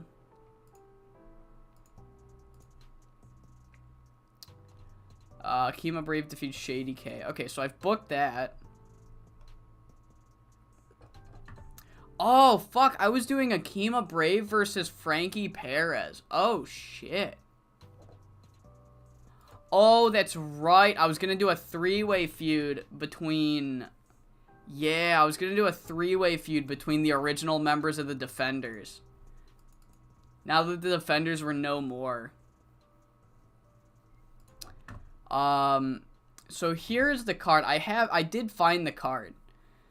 This at least was the planned card for Don't Look Back. So the main event, I might have a couple. Yeah, here's a couple pre-bookings. Main event was going to be Frankie Perez defeating Akima Brave after Shady K gets involved. Because Akima Brave beat Shady K in the #1 contenders match, and then Shady K was not going to take that lightly. So that was the main event. The semi-main was Chris Caulfield finally vanquishing Troy Tornado. Chris would beat Troy Tornado in the semi-main, throw him into the crowd, and the fans would forcibly remove him from the arena. Ernest Youngman defeats Angel of Mercy. That happens. I can't remember Angel of Mercy's gimmick.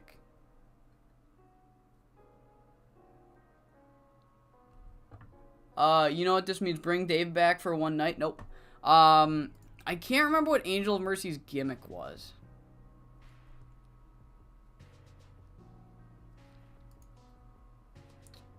I don't remember why.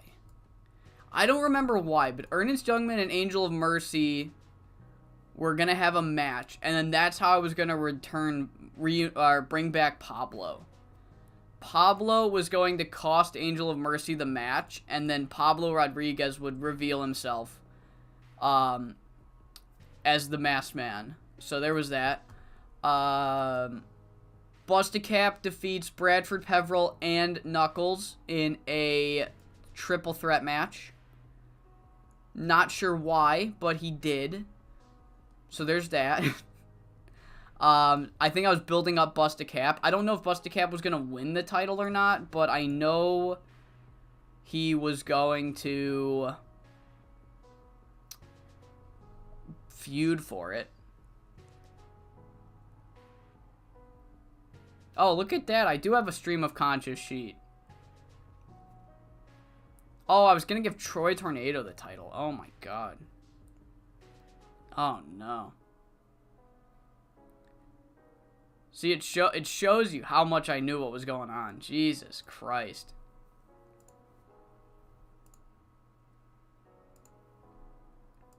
Oh, yeah, me and Tyler had a fucking Unleashed Awesomeness.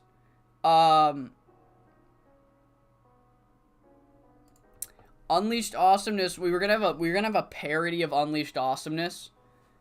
And the gimmick was that it was gonna be like fake Randy, Huey, and Jefferson, but two people were gonna call themselves Randy, and then they never figured it out, so they just kept calling themselves Randy. Is 5SSW gonna be replaced with another series, or ride out CZCW only for a while? It will eventually. It will eventually. I don't want to, because we're still 2 years away from 5SSW finishing, but I can't imagine that I'm going to end 5SSW and then immediately replace it. I think there will be like a 2-week grace period of just CZCW. But maybe, I don't know.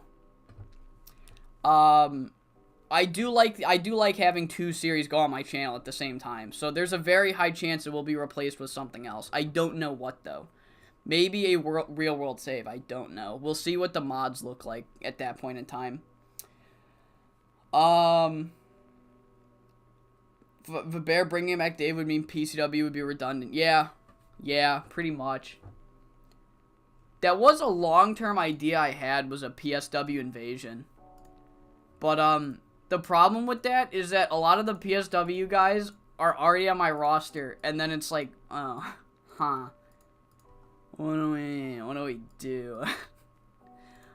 Huh, not really an invasion if they're already here. I guess let's look around. Yeah, I don't even in the spreadsheet, I had stuff planned. I did not have anything planned far enough to the Nemesis, so I do not know. I do not know who was going to win the Nemesis. Midge Nace is a heel, though, yeah. Yeah. Alright. Events, no. What do I guess we can look at... Why do I have Zippy?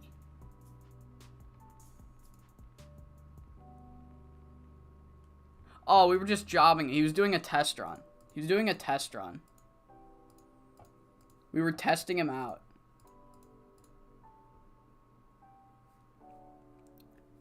Mitch Nace could come to Dave to confront Faber. Yeah, that was the idea. The idea was that he would invite Mitch Nace on, and then Mitch Nace would use it to promote PSW, and he's like, "You fucking died. Your company died, and now you're trying to take the spot from me, which I have filled the void, and now this fucking company is redundant. You're taking my audience away from me with this garbage. Pennsylvania is where it's at. New York sucks." Just like shit like that.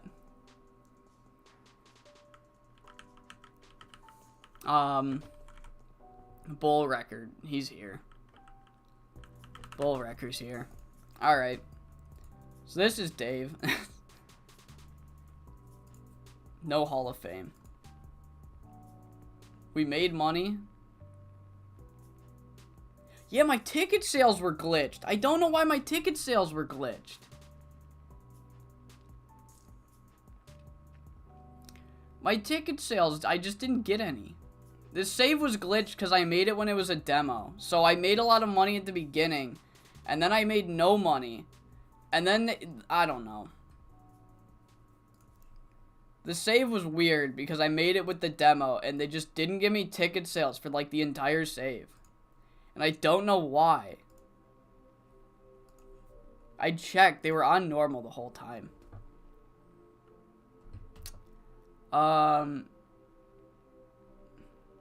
Nace would be the babyface? No, because it's happening in Dave. The idea would be like, we'll talk, like, we'd even book, like, sort of angles in PSW. It's like, if you're watching the PSW show, then Nace is the babyface. But if you're watching the Dave show, then, Phil's the babyface. So, like, the idea would be, like, we would occasionally be like, oh, this happened on PSW, you know? But because we're watching Dave, Phil's gonna be the babyface. But, like, the idea would be, like, Dave, because we're so close, when Dave would show up in PSW, the Dave guys and Phil would be the heels. So it's just, like, it's not really a babyface versus heel in the grand scheme of it, but, within the Dave company, Phil would have to be a babyface. Alright, that's enough. That's enough of the nostalgia for now. 5SSW is where it's at. 5SSW is the future. Whoops. There's my screensaver. Alright, yeah. What a finish to, what a fucking pay-per-view. Jesus Christ. 96. The fans would love them both because they gave so much for the third promotion behind SWF and TCW. Yeah. Yeah, I mean, I don't know. The idea would be, like, there'd be a bunch of tribalistic fans, but I don't know if it, you know what I mean? I don't know. It's kind of hard to gauge fan audience when, there are no fans. Yeah, Miwako might be the greatest wrestler of all time. That is the takeaway. That is the takeaway. We ignore the fact that she had a creative finish. We ignore the fact that Higa was limited by spinal impact moves. And we just note that Miwako is the greatest wrestler of all time. But I am going to call the stream here. I need to put this... I'm a little mad that I took so long looking through old saves. Because I need to put this video together before tomorrow. So I got to stay up late now. But I hope you all enjoyed the stream. Fun time. Really good crowd today. Thank you to everybody that showed up and stayed here. Miwako Masawa forever. For life. NWO, you know. But yeah, I will be back sometime next week. Probably with more 5SSW. We'll probably do Reign Supreme right after this one. Yeah, you just missed it, man. You just missed it. You just missed it. Don't worry, the VOD's still gonna be up. I won't even open the show history so you don't get anything spoiled. I won't spoil it for you, don't worry. But yeah, I hope you all enjoyed this stream. I will see you guys next time. Probably with Reign Supreme, maybe CZCW, who knows. Nothing's official until that 1 minute video day of comes out.